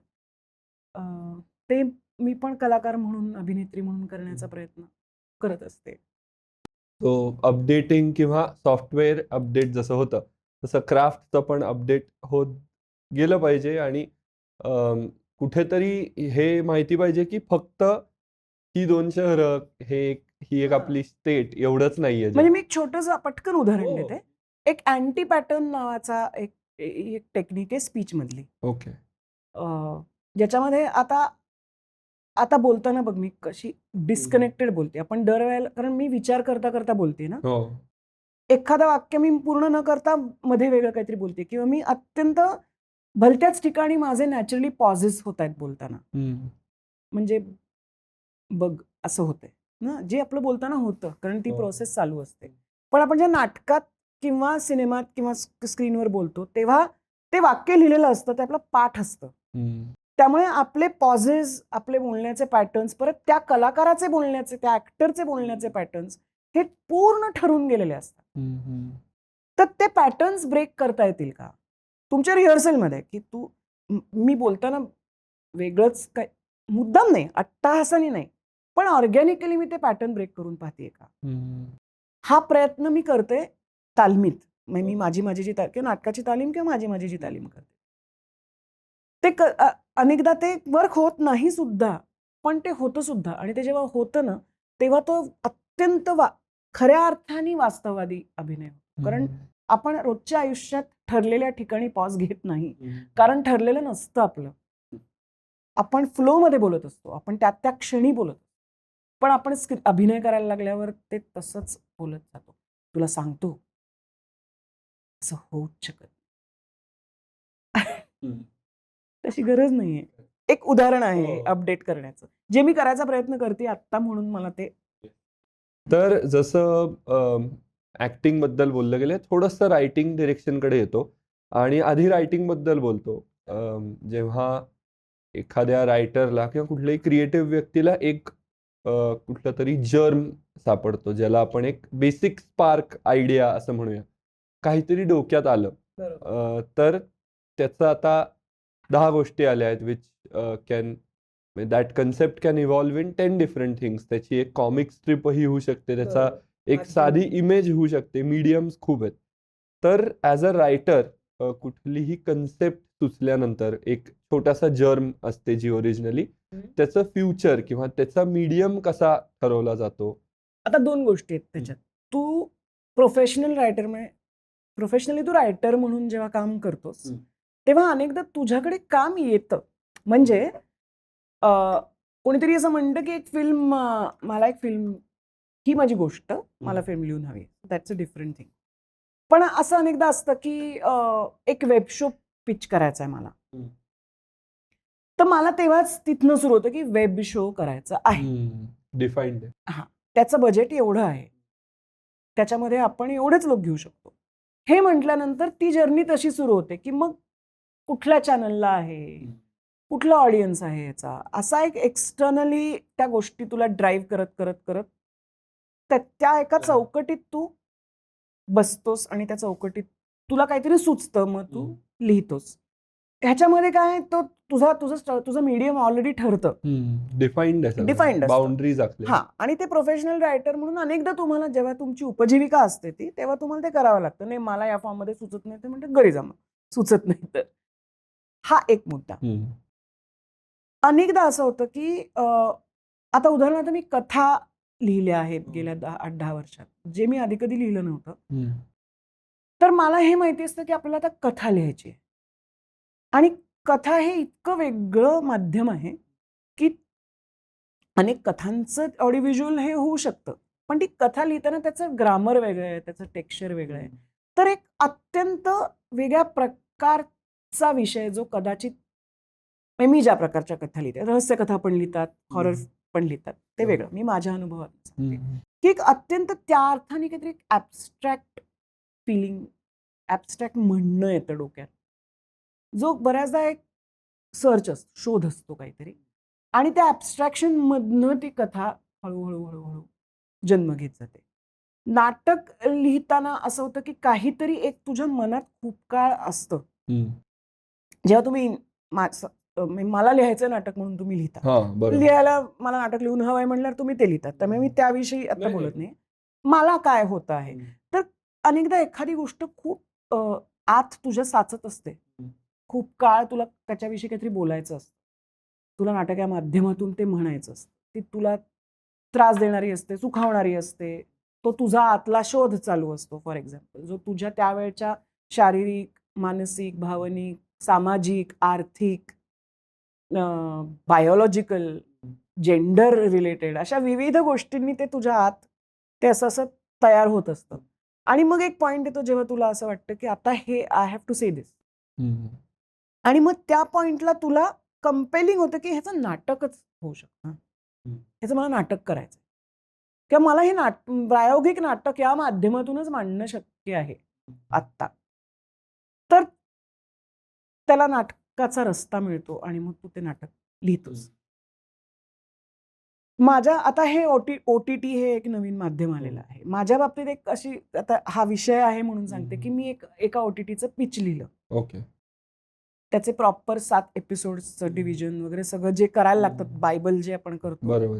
ते करून मी एका चांगल्या प्लॅटफॉर्मकडे गेले. त्यांना ते खूप आवडलं आणि ते म्हणले खूप छान आहे, आपण याच्यावर काम सुरू करूया. मग त्या मीटिंग झाल्या, ते पुढे गेलं आणि एका पॉइंटला चॅनल हेड, प्लॅटफॉर्म हेड ज्या होत्या, त्यांना असं वाटलं की अजून वेब शो आपल्याकडे तेवढा एस्टॅब्लिश नाहीये मराठीत माध्यम म्हणून, तर हा विषय कदाचित तेवढा रीच नाही होणार वेब शो या माध्यमातून, तर आपण याचा सिनेमा करूया, थिएट्रिकल. सिनेमाला ह्याला जास्त वायडर ऑडियन्स मिळेल. तर त्यांनी विचारलं की तू हे आता तू वेब शोचं केलंयस, बेसिक बीट शीट्स वगैरे, पण तू ह्याचा सिनेमा करू शकशील का? तर मी म्हटलं हो, करू शकेल. मग मी वेब शो लिहिला होता तेव्हा ते सेकंड सीझन ओपन करून ठेवला होता. सिनेमा केला तर मला त्याला कम्प्लिशन द्यायला लागलं. तर ते तिथल्या तिथे माध्यमांतर आपोआप ते झालं. That was about craft. पण तो विषय मी करू शकले सिनेमा म्हणून. दरवेळेला मी थिएट्रिकल रिलीजसाठी त्या विषयाचा सिनेमा लिहू शकेन असं नाहीये, किंवा मी मराठी चॅनलसाठी करू शकेन असं नाहीये, किंवा टेलिव्हिजनसाठी ही गोष्ट होऊच शकत नाही असं पण होतं. तर तो विषय खरं तर बऱ्याचदा तुम्हाला त्याचं माध्यम घेऊनच येतो. क्राफ्टनी तुला कधी कधी ते इकडचं, म्हणजे आता माझी एक कथा आहे त्याच्यावर मला सिनेमा लिहायचा आहे फॉर एक्झाम्पल, पण मग त्याच्यामध्ये खूप बदल होतात, खूप फरक पडतो, त्या क्राफ्टचा भाग आहे. पण मला असं वाटतं की अनेकदा जसं कविता करतो किंवा पेंटर, तर ते फॉर्म घेऊन येतो ना, तसं तो विषय तेवढा तो इन्स्टिंक्ट बेस्ड असेल, तो तर त्याचा फॉर्म घेऊन येतो. तुम्ही जेव्हा व्यावसायिक दृष्टिकोनातून लेखक म्हणून समोर जाता, तेव्हा मग तुम्ही काही करता, म्हणजे काय, देन तुझी क्राफ्ट जास्त तिथे हे होते. तुम्हाला सिनेमा लिहून सिनेमा लिहून ते खोटं असतं डिमांड किंवा बेस्ड असतं थोडं. आणि ते इट्स अ प्रोफेशन. नाही त्याच्यात हा, म्हणजे ज्या आकाराचा भांडाव आहे त्याच आकाराचं मिळेल. आणि ते पण करायला करता यायला हवं जर तुम्ही प्रोफेशनल रायटर असाल. येस. आपण तिथे असं नाही म्हणू शकत की नाही, मला नाही असं नाही, मग नका लिहू, असंच होईल. बरं. ओके. थोडं अजून, म्हणजे आता पहिलाच एपिसोड रिलीज झाला याचा, त्याच्यात अभिजित देशपांडे सर होते एडिटर. त्याच्यात त्यांनी खूप छान story, screen play, dialogues, shot हे सगळं डिफाईन केलं होतं. रायटिंगचे टेक्निकल्स कडे थोडंसं जातो. म्हणजे have you had prior education in it? कारण रायटिंग पण अशी गोष्ट आहे जी नुसतं स्टोरी सुचणं वेगळं, पण ती बांधून कशात तरी मीडियमसाठी बनवणं वेगळं. सो ह्यासाठी टेक्निक जितकं महत्वाचं आहे तितकं प्रॉपर एज्युकेशन असणं, स्क्रीन प्लेचे फॉर्मॅट आहेत किंवा डायलॉग लिहायची काही टेक्निक आहे. सो ह्या सगळ्याची हे सगळं कधी इव्हॉल्व्ह होत गेलं? मी नाटकाने सुरुवात केली आणि माझ्या सुदैवाने माझ्या अगदी सुरुवातीच्या काळात मला महेश एलकुंचवारांसारखे एक मोठे लेखक माझे टीचर म्हणून लाभले. ललित कला केंद्रात ते वर्कशॉप्स घेत होते. मी तेव्हा DCS ला होते, मास कम्युनिकेशन युनिव्हर्सिटी. पण आळेकर सर तेव्हा होते आणि ते म्हटले की मी नुकती लिहू लागले होते. तर ते म्हणले ये तू कर अटेंड. तर मला 7 दिवसांची महेशदांची मी कार्यशाळा केली. ज्यामध्ये ते स्वतः उत्कृष्ट लेखक आहेत त्याच्याविषयी काही मुद्दाच नाहीये. पण ते स्वतः शिक्षक आहेत. अनेक वर्ष त्यांनी कॉलेजमध्ये शिकवलंय लिटरेचर. त्यामुळे त्यांच्याकडे टीचिंग पण फार सुंदर पद्धतीने ते शिकवतात. तर त्यांनी आम्हाला नाट्यलेखनाचं ग्रामर शिकवलं आणि ते अप्रतिम पद्धतीने शिकवलं. म्हणजे त्यांनी वेस्टर्न क्लासिकल म्युझिकचा म्हणजे की हा सोनाटा आहे, हा कन्चेर्टो आहे, ही सिम्फनी आहे. म्हणजे एका नाटकात जेव्हा 6 कॅरेक्टर्स असतात आणि ती 6 म्हणजे वाडाची रेबंदी ही सिम्फनी आहे. अनेक कॅरेक्टर्स आहेत आणि ती तितकीच महत्वाची आहे. एखादा कन्चेर्टो असतो, 1 किंवा 2च. अशा वेस्टर्न क्लासिकल म्युझिकची उदाहरणं देत देत देत त्यांनी पॅरलल्स. आम्हाला नाटक लिहायला शिकवलं किंवा इम्प्लाइड स्टेटेड जे असं म्हणतो म्हणजे ते आम्हाला लिहायला सांगायचे. मग त्यांनी आम्हाला रक्तपुष्प वाचायला दिलं आणि रक्तपुष्प मधल्या 2 सीन्स मधला सीन तुम्ही इमॅजिन करून लिहा असं लिहून घेतलं. मग ते सीन एडिट करायचं. म्हणजे 3-3 पानी सीन ते हे वाक्य या वाक्याची गरज आहे का, या वाक्य हे लिहायला बोलायला पाहिजे का नाही. मग तिने फक्त त्याच्याकडे बघितलं तरी हे कळेल ना, मग वाक्य काढून टाक. असं मेथडॉलॉजी म्हणून त्यांनी आम्हाला नाट्यलेखन शिकवलं, जे फार माझ्यासाठी मोलाचा म्हणजे अनुभव आणि खूप वर्ष काम करणं हा तर एक मुद्दा आहेच. पण मला असं वाटतं की तुम्हाला जेव्हा शिक्षण मिळतं त्याच्यामध्ये पुस्तक वाचनातून उदाहरणार्थ रॉबर्ट मॅकीचं स्टोरी नावाचं पुस्तक आहे जे स्क्रीन प्ले रायटिंगचा तो बेसिक शिकवतात की 3 ॲक्ट स्ट्रक्चर काय आहे.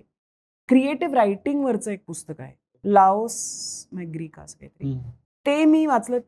ते पण तुम्हाला सुचलेली शेवटी क्राफ्ट पण तेवढीच महत्वाची आहे. आणि मला असं वाटतं की तुम्ही ॲब्स्ट्रॅक्ट नाटक लिहिलं तरी किंवा एक ॲब्स्ट्रॅक्ट सिनेमा केलात तरी सुद्धा तुम्हाला ग्रामर माहिती असलं तर तुम्ही ते ॲब्स्ट्रॅक्शन करू शकता. मग तुम्ही रेड व्हाईट ब्लू नुसते उठून एक दिवस करायला गेलात तर तुला ते नाही लक्षात येणार कारण तुला ग्रामरच माहिती नाहीये. तर तुला ग्रामर आधी माहिती असलं पाहिजे. मग ते जसं मुक्तछंद लिहायला तुला आधी छंद तर कळला पाहिजे, तुला मीटर कळलं पाहिजे, तुला यमक कळलं पाहिजे. नाहीतर तू प्रोज लिहितोस आणि म्हणतोस की मुक्तछंद आहे. तर मला त्यामुळे ते शिकणं या गोष्टीविषयी मला खूप आवश्यक वाटतं. अजूनही काहीतरी नवीन करताना त्याचं ग्रामर शिकता येईल का, त्याचे फंडामेंटल्स मला अभ्यास करता येईल का त्याचा, हा प्रयत्न मी करते आणि मग त्याच्यावर मी माझं बिल्ड करते. त्यामुळे मला अगदी फॉर्मल एज्युकेशन, मी कुठे स्क्रीन रायटिंगचा कोर्स नाही केला. पण मी वेगवेगळ्या पद्धतीने त्या काळात या गोष्टी शिकण्याचा माझ्या परीने प्रयत्न केला आहे. पण हे जे 7 दिवसाचं workshop I think it was फारच महान. आजही त्याचा उल्लेख होतोय म्हणजे ते केवढं मौल्यवान. की सुंदर त्यांनी हे दिलं की कुठेतरी वस्तू घ्या आणि त्या वस्तूवरनं तुम्ही एक 10 मिनिटाचं नाटक लिहा. तर तुला इन्स्टिंक्टिव्हली एखादी गोष्ट वाटते पण त्याचा क्राफ्ट खूप महत्वाचा असतो. आणि आपल्याकडे क्राफ्ट या गोष्टीला अनेकदा दुय्यम स्थान पण दिलं जातं की क्राफ्टेड आहे. पण उत्कृष्ट क्राफ्ट असेल तर ती ग्रेट आहे. म्हणजे what is wrong in that. तर ते आणि तुझं शिकणं संपतच नाही ना कधी, तर शिकतच राहायला. अर्थात रायटिंगच्या प्रत्येक वेगवेगळ्या मीडियम जसं टेलिव्हिजन आहे, थिएटर आहे किंवा सिनेमा आहे, याचं वेगवेगळ्या काही पॅरामीटर्स असतीलच. आणि हे जे आत्ता सांगितलेले इन्साइट्स आहेत ते पण खूप खूप हेल्पफुल आहेत. कारण तसं मला वाटतं फॉर्मल एज्युकेशनमध्ये पण एवढं शिकवलं जात नाही जे एक्सपिरियन्स बेस्ड करता येईल. पण स्ट्रक्चर माहिती असणं किती महत्वाचं आहे for it to be crafted. मला असं वाटतं म्हणजे तुम्हाला ग्रामर तर आलंच पाहिजे तरच तुम्ही भाषा बोलू. म्हणजे तुम्ही ती मोडा भाषा नंतर आधी शिका असं होतं. येस. आणि हा थोडासा क्लिशे प्रश्न म्हणू शकतो पण एक वेगळ्या अर्थाने विचारतो की लिहित असताना कुठेतरी because you also have knowledge of other factors, जसं आता ऍक्टिंगचं नॉलेज म्हणू शकतो, तर ऑब्जेक्टिव्हली लिहिता येतं का ते कुठेतरी डोक्यात खेळत असतं की आपल्याला म्हणजे does it help or is it a botheration? नाही, मदतच निश्चित होते. म्हणजे मी असं काही लिहित असेल ज्याच्यात मला काम करायचंय उदाहरणार्थ, तर कधीच झालेलं नाहीये. मी लिहिलं कशात मला कधी काम मिळालेलं नाही. पण मी लिहित असेल आणि माझं तर असं नाही होत की आता मी माझ्या कॅरेक्टरला जास्त न्याय देते. तर तुम्ही तुमच्यातल्याच लेखकावर केलेला तो अन्याय आहे. असं होत नाही. मला हे नक्की वाटतं की दोन्ही कॉम्प्लिमेंटरी आहेत, दोन्ही स्किल्स, की तू लिहिताना तू ऍक्टर, कारण शेवटी फायनली आपण त्या प्रत्येक कॅरेक्टरची सायकॉलॉजी, त्याची बॅक स्टोरी, त्याची सुख दुःख, आवड निवड हाच एक विचार करत असतो जेव्हा आपण लिहित जातो. आणि मग ते ऍक्टिंग सारखंच आहे, जे मी तुला Correct, अभिनयाच्या correct. संदर्भात मगाशी सांगितलं, की तुला ती व्यक्तिरेखा कळली, तिचा इतिहास भूगोल कळला, की ती कशी रिॲक्ट होईल. आणि ते चुकतं दरवेळेला, ते तसं होतं असं नाही. म्हणजे अनेकदा मला जसं हवं असतं तसं पण ती कॅरेक्टर्स बोलतात, तसं नाही झालं पाहिजे. म्हणजे अनेकदा अनेक नाटककारांमध्ये आपल्याला दिसतं की सगळेजण त्या नाटककाराची भाषा बोलतात, त्यांची स्वतःची भाषा नसते त्याच्यात, किंवा सगळेजण तितकेच इंटेलेक्च्युअली बोलत असतात, तितक्याच आर्टिक्युलेट पद्धतीने बोलत असतात. तसं नसतं. प्रत्येक जण अत्यंत क्लॅरिटीने आणि आर्टिक्युलेशनने बोलू शकतं असं नाहीये. तर तुला लेखक म्हणून हा विचार करावा लागतो. आणि तो तुम्ही अभिनय, म्हणजे तुम्हाला अभिनयाचा अंग असेल तर तुला त्या नटाचा आवाज, त्या कॅरेक्टरचा आवाज ऐकू येतो, त्याचा अप्रोच कळतो. आणि अभिनेत्री म्हणून, लेखिका असल्याचा अभिनेत्री म्हणून फायदा तर प्रचंड होतोच. त्याचं कारण भाषा. म्हणजे तुला भाषा कळणं, ते जे, म्हणजे अनेकदा मी स्वतःचं कौतुक नाही सांगत आहे, पण मी पहिल्या रीडिंगमध्ये 99% अचूक वाचू शकते, भावनांसकट.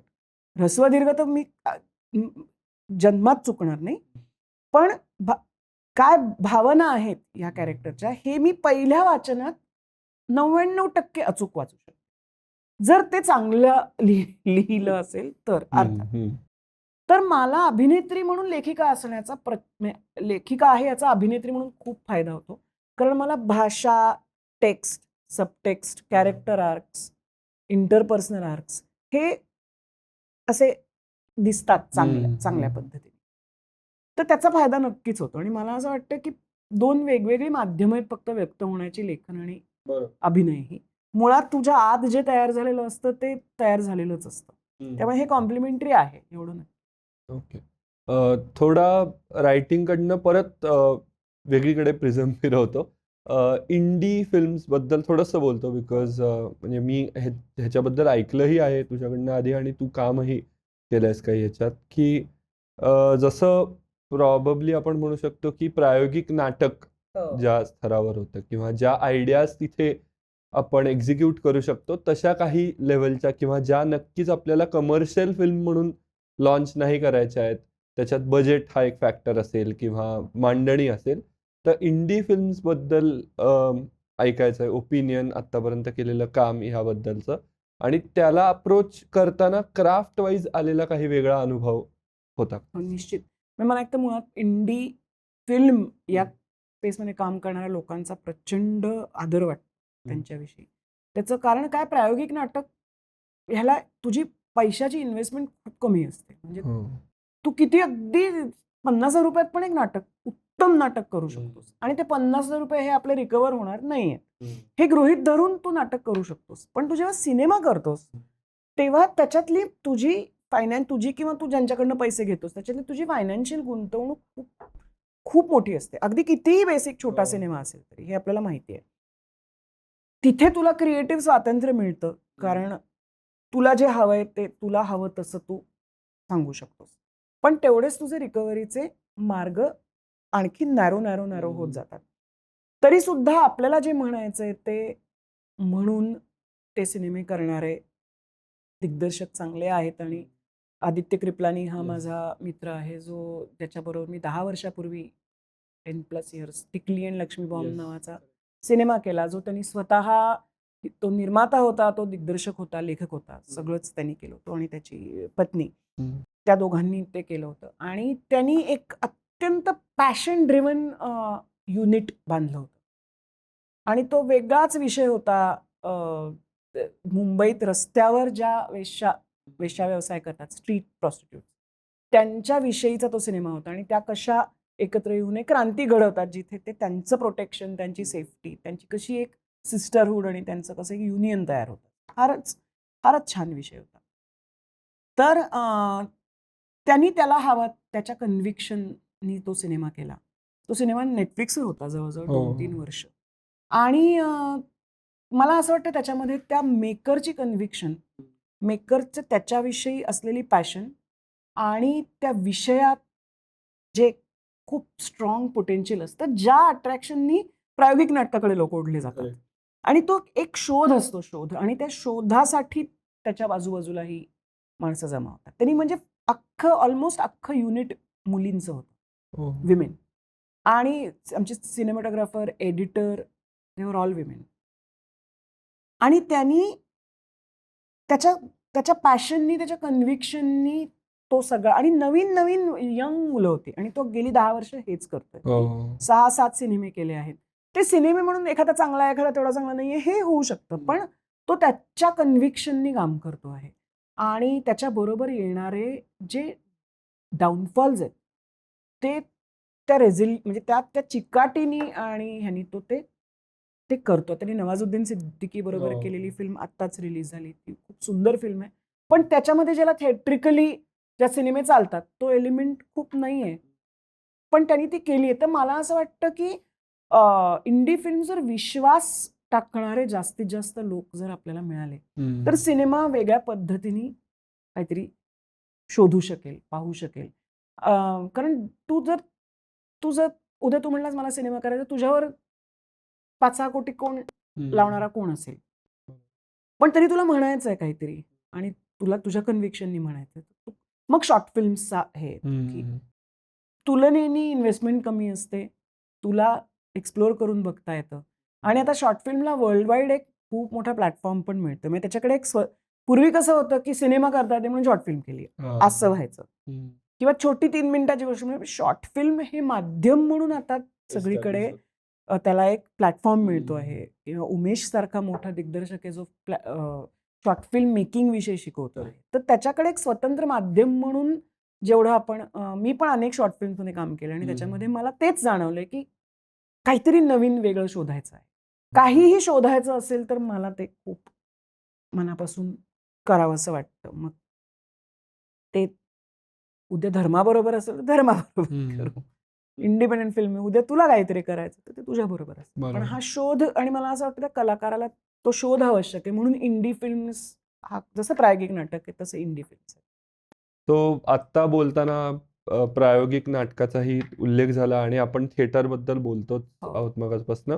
तर थिएटरमधलं काम हा एक खूप मोठा विषय आहे जो आपल्याला बोलल्याशिवाय हा एपिसोड कम्प्लीट नाही होणार. आणि त्याच्यातलंही आधी रायटिंग बद्दल थोडंसं बोलतो, रायटिंग ॲक्टिंग बद्दल.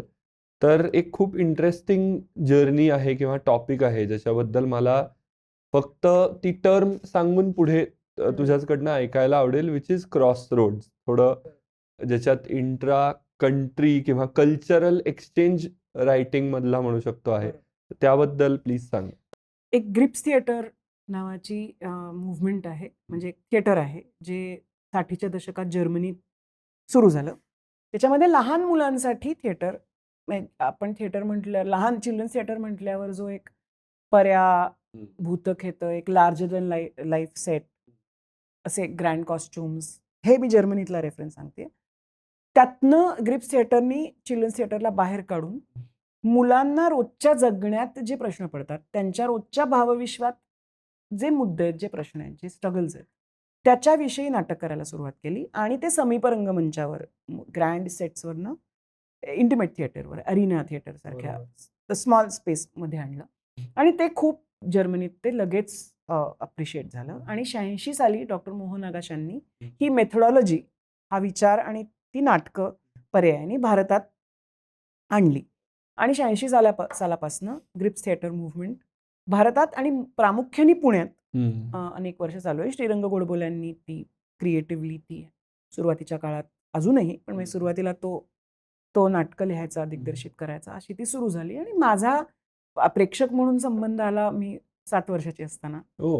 आणि तिथनं माझी ग्रिप्स बरोबर जर्नी सुरू झाली. आणि मी 17-18व्या वर्षी नाटकातनं कामं करायला लागले, मग हळूहळू लिहायला लागले. मी गेली 25 वर्ष ग्रिप्स थिएटर. आता ग्रिप्स थिएटर म्हणणार ते जर्मनीतल्या बर्लिनमधल्या एका थिएटरचं नाव आहे, पण आपल्याकडे त्याच्याकडे जास्त मेथडॉलॉजी म्हणून नॅचरली बघितलं जातं. कारण इतर आपल्याकडे जी बालनाट्य म्हटल्यावर ज्या संकल्पना आहेत त्याच्यापेक्षा हे वेगळं आहे. आणि थिएटर फॉर यंग ऑडियन्सेस असं आपण त्याला म्हणूया, जे आम्ही अनेक वर्ष करतो. ओके. तर याच सुरुवातीला त्यांची काही नाटकं आपण अडॅप्ट केली, कारण नवीन होतं सगळं. हो. कशा पद्धतीने विषय मांडायचे सगळंच आपल्यासाठी नवीन होतं, ज्याच्यात मोठी माणसं लहान मुलांची कामं करतात. म्हणजे दिस इज चिल्ड्रन्स थिएटर म्हटल्यावर एक असतं की मुलांना घेऊन केलेलं थिएटर आणि एक असतं मुलांसाठी केलेलं थिएटर. बरोबर. Theatre with children, theatre for children.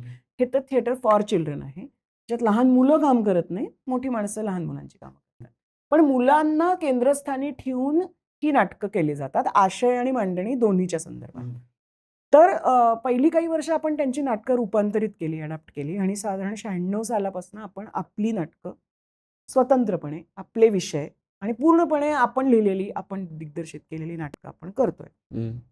आणि 2012-13 साली मायकेल फ्लूक नावाचे मॅक्स मुलर भवन जे आहेत गोएथे इन्स्टिट्यूट, म्हणजे जे जर्मन शिकवतात आणि खूप मोठी संस्था आहे जुनी, ते पुण्यातलं खूप स्ट्रॉंग सेंटर मॅक्स मुलर भवन हे. ते पहिल्यापासून या प्रोजेक्टला अगदी आजपर्यंत 40 वर्ष ते आर्थिक पाठबळ देत आहेत, स्ट्रक्चरल पाठबळ देत आहेत, सर्वार्थाने ते आपल्या बरोबर आहेत या मुव्हमेंटमध्ये. तर मायकेल फ्लूक नावाचे MMBचे डिरेक्टर होते आणि ते म्हणाले की इतकी वर्ष आपण अडॅप्ट केली नाटकं, आता तुम्ही तुमची करतायत, ते त्यांची करतायत, आपण एकत्र येऊन काही केलं तर. आपण एक को रायटिंग प्रोसेस फॅसिलिटेट केली तर, ऑथर प्रोजेक्ट असं त्याचं नाव ठेवलं. स्टेफान फेशेफेल्स नावाचा त्यावेळचा ग्रिप्सचा आर्टिस्टिक डिरेक्टर होता, त्यांनी ती कल्पना उचलून धरली आणि लुत्झ ह्युबनर नावाचा जर्मनीतला खूप मोठा प्लेराईट आहे, तो, मी आणि रंगा असे 3 लेखक आम्ही एकत्र आलो आणि हा प्रयत्न आम्ही करायचं ठरवलं की एकाच गोष्टीकडे 2 वेगळ्या देशांच्या आणि संपूर्णपणे भिन्न संस्कृती मधल्या लोकांनी एकाच गोष्टीकडे पाहिलं तर ते कसं दिसतं आणि त्या काय, what is similar and what is not similar, आणि त्याच्यातनं काय नाट्य तयार होऊ शकतं हे आपण बघूया. आणि तिथनं या ऑथर प्रोजेक्टची, आणि त्याला आम्ही क्रॉस रोड्स असं नाव दिलं. म्हणजे इथनं एक आमचा रस्ता चालू आहे, तर त्याचं आणि असे चालू आहे तितकी वर्ष, आता ते क्रॉस झाले तर काय होईल आणि मग त्या इंटरसेक्शनवर काय होईल, असं म्हणून ती प्रोसेस सुरू झाली. आणि त्याच्यामध्ये आम्ही सुरुवातीला अशा काही पहिलं नाटक आम्ही केलं, त्याच्यामध्ये काहीच माहीत नव्हतं. आम्ही त्याला पहिल्यांदा भेटलो तरी मी आणि रंगा खूप वर्ष एकत्र काम करतोय, तो माझा मेंटॉर पण आहे. त्यामुळे आम्हाला तो सिंक आमचा होता, पण हा अगदीच नवीन एक माणूस होता, एका वेगळ्याच देशातनं आलेला. तर त्याला आम्ही भेटलो आणि आम्ही असं ठरवलं की आपण फक्त संकल्पनांविषयी बोलूया आधी. की मॅरेज टर्म्स काढूया आपण, मॅरेज, नेशन, रिलिजन, लव्ह, अशा संकल्पना आपण लिहूया आणि त्याच्याविषयी तुम्हाला काय वाटतंय आणि मला काय वाटतंय हे आपण will bring it together on a table. असे आम्ही नुसते पूल करत राहिलो कल्पना, आणि त्याच्यामध्ये आम्हाला लक्षात आलं की त्या भिन्न असण्यामध्येच एवढं नाट्य आहे. म्हणजे छोटंसं गमतीदार उदाहरण मी सांगते.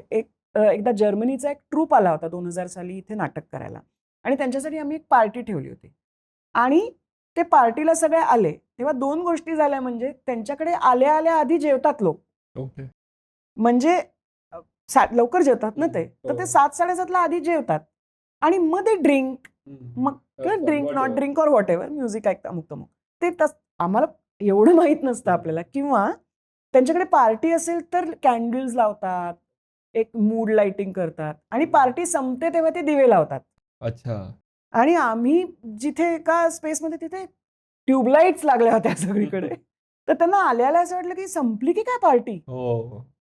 ते बिचकले आणि खूप वेळ लोक दारू पितायत, लोक नाचतायत, जेवण काही येईना. तर 9:30-10 पर्यंत पाणी, त्यांना असं वाटलं की इथे जेवण आहे की नाही. तर इट्स अ स्मॉल एक्झाम्पल, बरोबर, पण या कॉन्ट्रास्ट मध्ये केवढं नाट्य. किंवा सिनेमाला घेऊन गेलो आम्ही आत्ता गेल्या लुत्झ जेव्हा आला तेव्हा, लुत्झ ह्युबनर त्याचं नाव, तर राष्ट्रगीत असतं ना आपल्याकडे, तर आम्ही उभे राहिला, कळलंच नाही काय चाललंय. म्हणलं राष्ट्रगीत, आमच्याकडे सिनेमा सुरू व्हायच्या आधी राष्ट्रगीत वाजव. तो म्हणला का? म्हटलं ऑफकोर्स. तर त्यांनी आम्हाला सांगितलं की आमच्याकडे फक्त फुटबॉल मॅचला राष्ट्रगीत वाजवतात आणि आमच्याकडे राष्ट्रगीताशी एक खूप मोठी गिल्ट आहे जोडली. त्यांच्या देश या संकल्पनेला होलोकॉस्टचा मोठा गिल्ट आहे. त्यामुळे त्यांना प्राईडच वाटत नाही ती आत्ताच्या पिढीला, जी आपल्याला इतकी स्ट्रॉंगली वाटते. कारण आपण देश म्हणून आपली जेव्हा निर्माण झाला तेव्हा आपण एका मोठ्या लढ्यातनं देश निर्माण केलाय. त्यामुळे आज शाळांमध्ये आपल्याला पहिलं गाणं कदाचित आपण जनगण मन शिकलो असतो. तर हा केवढा इंटरेस्टिंग कॉन्फ्लिक्ट आहे. असं आम्ही केलं. त्याच्यातनं आम्ही एक नाटक लिहिलं जे एका पॉइंटपर्यंत कॉमन होतं. त्याच मग आम्ही काही ऍक्टर्स बरोबर, तो इथे आला, त्यांनी इकडच्या ऍक्टर्स बरोबर काम केलं, आम्ही तिकडे गेलो, आम्ही तिकडच्या ऍक्टर्स बरोबर काही काही इम्प्रोव्हायझेशन्स केली. आणि त्या पॉइंटपासून एक नाटक आम्ही लिहिलं ते डू अँड मी. आणि त्याचंच नंतर एक जर्मन व्हर्जन केलं, ते त्यांनी तिकडे केलं, देअर गेस्ट इज गॉड, म्हणजे द गेस्ट इज गॉड. जे आपण तर पहिली गोष्ट आम्ही त्यांना सांगितली की अतिथी देवो भव असं आमच्याकडे म्हणतात. तर त्यांना ते, आणि खरंच ते लोक आले तरी आपण त्यांना, किंवा कुठल्याही, त्यांना असं नाही, आपल्याकडे पाहुणे आले की आपण सगळं राजासारखं त्याला ट्रीट करतो. आणि आपली आर्थिक परिस्थिती काय आहे ह्याचा काही संबंध नाही त्याच्याशी. तर त्या एका कल्चरल कॉन्फ्लिक्टमधनं आणि कॉन्ट्रास्टमधनं ही नाटकं तयार झाली. ते खूपच सक्सेसफुल झालं. म्हणजे इथेही ते नाटक खूप सक्सेसफुल झालं. त्याला प्रचंड प्रेक्षकांचा प्रतिसाद मिळाला, त्याला अवॉर्ड्स मिळाली वगैरे वगैरे. मग आम्ही दुसरं नाटक केलं ते वाय, जे आम्हाला एक युथ रॅडिकलायझेशन हा विषय आम्हाला, कारण तेव्हा आयसिसचा क्रायसिस खूप स्ट्रॉंग होता. आताही वेगळे क्रायसिस स्ट्रॉंग आहेत, पण तेव्हा तो खूप असा स्ट्रॉंग पल्स होता.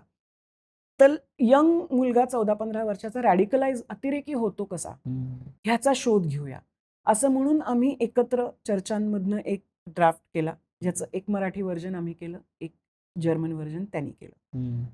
तर एकाच अशी एक वस्तू असते, त्याचं इथनं एक चित्र असतं आणि ते तिथनं एक असतं, जे खूप सारखं पण असतं आणि जे खूप भिन्न पण असतं. तर ती फारच एनर्जायझिंग आणि तुमचे डोळे उघडायला लावणारी प्रोसेस आहे. आणि याच जर्नीतलं तिसरं नाटक आम्ही आता सबकुशल मंगल हे नावाचं हिंदी म्युझिकल आहे. ते Hindi English musical, Bollywood musical आहे ते, जे आता लिखाणाच्या शेवटच्या टप्प्यावर आहे. आणि आम्ही 3-4 महिने कोविडच्या आधीपासून सुरू झालंय हे लिखाण, ते आता चालू आहे. ते आम्ही या वर्षाच्या शेवटी किंवा पुढच्या वर्षाच्या सुरुवातीला करू. आणि जर्मनीत ते कदाचित ते 28 साली होईल. तर ही फार एक खूप जगावेगळी प्रोसेस अशा अर्थाने आहे की लेखनाची प्रोसेस दोन इतक्या भिन्न लोकांनी एकत्र येणं. मग नंतर दुसऱ्या नाटकापासून लुझची पत्नी सारा नेमिट्झ, ती पण आम्हाला या प्रोसेसमध्ये जॉईन झाली. ते दोघं आणि आम्ही दोघं असं आम्ही ते केलं. तर ते फार गमतीदार होतं. आणि तेव्हा तुम्हाला लक्षात येतं की तुम्हाला माणूस म्हणून तुमच्या कन्व्हिक्शन्स जर मॅच झाल्या ना, की धर्म न मानणे, उदाहरणार्थ न मानणे म्हणजे धर्म हा लोकांना वेगळा करणारा मुद्दा असू शकत नाही, ही एक बेसिक कन्व्हिक्शन आहे. फॉर एक्झाम्पल माणूस म्हणून ती तुमची कन्व्हिक्शन जर मॅच झाली तर इतर कितीही भिन्न असेल तरी तुम्ही एकत्र खूप चांगलं काम करू शकता. उदाहरणार्थ धर्म असं म्हटले मी, अशा अनेक माणूस म्हणून आपल्या कन्व्हिक्शन्स असतात ज्या असायला हव्या. तर ती खूप छान आमची, आणि मॅक्स मुलर भवननी हर घडी आम्हाला प्रत्येक टप्प्यावर आजपर्यंत सर्व प्रकारे हे फॅसिलिटेट केलं आहे. आणि ह्यातनं आता 40वं वर्ष आहे ग्रिप्स थिएटरचं भारतातलं यावर्षी. ते आता मी वेगळ्या पद्धतीने इंटरॅक्टिव्ह प्रोजेक्ट्सनी सेलिब्रेट करतो. ग्रिप्स बद्दल तर बोलावं तितकं कमी, आणि I think it must have inspired a generation, आणि इट स्टील इज. आणि मला पण म्हणजे खूप मेमरीज आहेत छान. आत्ताही मागच्या मला पण मेमरीज आहेत तू आल्या खूप बघितलंय. आणि एक खूप वर्थ मेन्शनिंग गोष्ट अशी आहे जी perhaps because I have had the privilege of knowing you, your family, की तुझी मुलगी राधा पण, तिने पण काम केलं मागचे 2 वर्ष आणि ती करते आता. So this is a legacy which is being passed on, आणि ते किती महत्वाचं आहे याबद्दल आपण बोलायची गरजच नाही. पण मागच्या काही मिनिटात पण नाही, आता मागच्या तासाभरात म्हणेन, आपण जे बोललोय त्याच्यात कुठेतरी तुझ्या बोलण्यात हा उल्लेख नक्की आहे, which is to educate and guide the next generation. आणि त्यासाठी ग्रिप्सचं होत असलेलं काम, किंवा त्यासाठी तुझं पण पर्सनली केलं जाणारं काम, ह्याबद्दल मला वाटतं खूप कमी माहिती आहे लोकांना, आणि त्याबद्दल खूप काही सांगितलं गेलं पाहिजे, ज्याच्यात म्हणजे ग्रिप्स कुठलंही जे बालनाट्य नाही म्हणणार पण लहान मुलांसाठी होणारं बरोबर. नाटक आहे त्याच्यातले विषय आहेत ते must have such a big impact on their mind at a हो. Very young stage. म्हणजे अगदी वरवरचं उदाहरण डोक्यात येतंय इज प्रोजेक्ट अदिती. कारण हो. त्याच्यात एस्पेशली जी मुलं रियालिटी शोज किंवा कुठल्याही पद्धतीचं थोडंसं काहीतरी अचीव्ह करतात बरोबर. त्यांच्या अराउंड असं किती होऊ शकतं हे दिसतं आणि हो. ते पालकांनाही खूप काही सांगून जातं, नॉट मुळात जस्ट पालकांना मुलांना. जास्त एक्झॅक्टली. सांगून.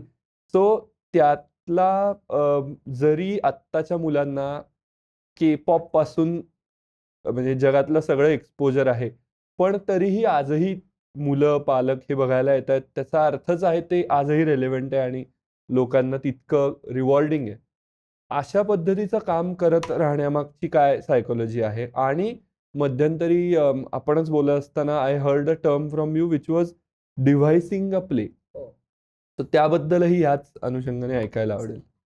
मला असं वाटतं की नाटक आपली इतकी सगळ्यात जुनी कला आहे आपल्याकडे. मी नृत्य संगीत सोडून म्हणते हं. परफॉर्म म्हणजे व्हिज्युअल ह्याची. टेलिव्हिजन आला तेव्हा असं वाटलं नाटक मरेल. हं. सिनेमा आला तेव्हा वाटलं नाटक मरेल. वेगवेगळी माध्यमं आली तेव्हा.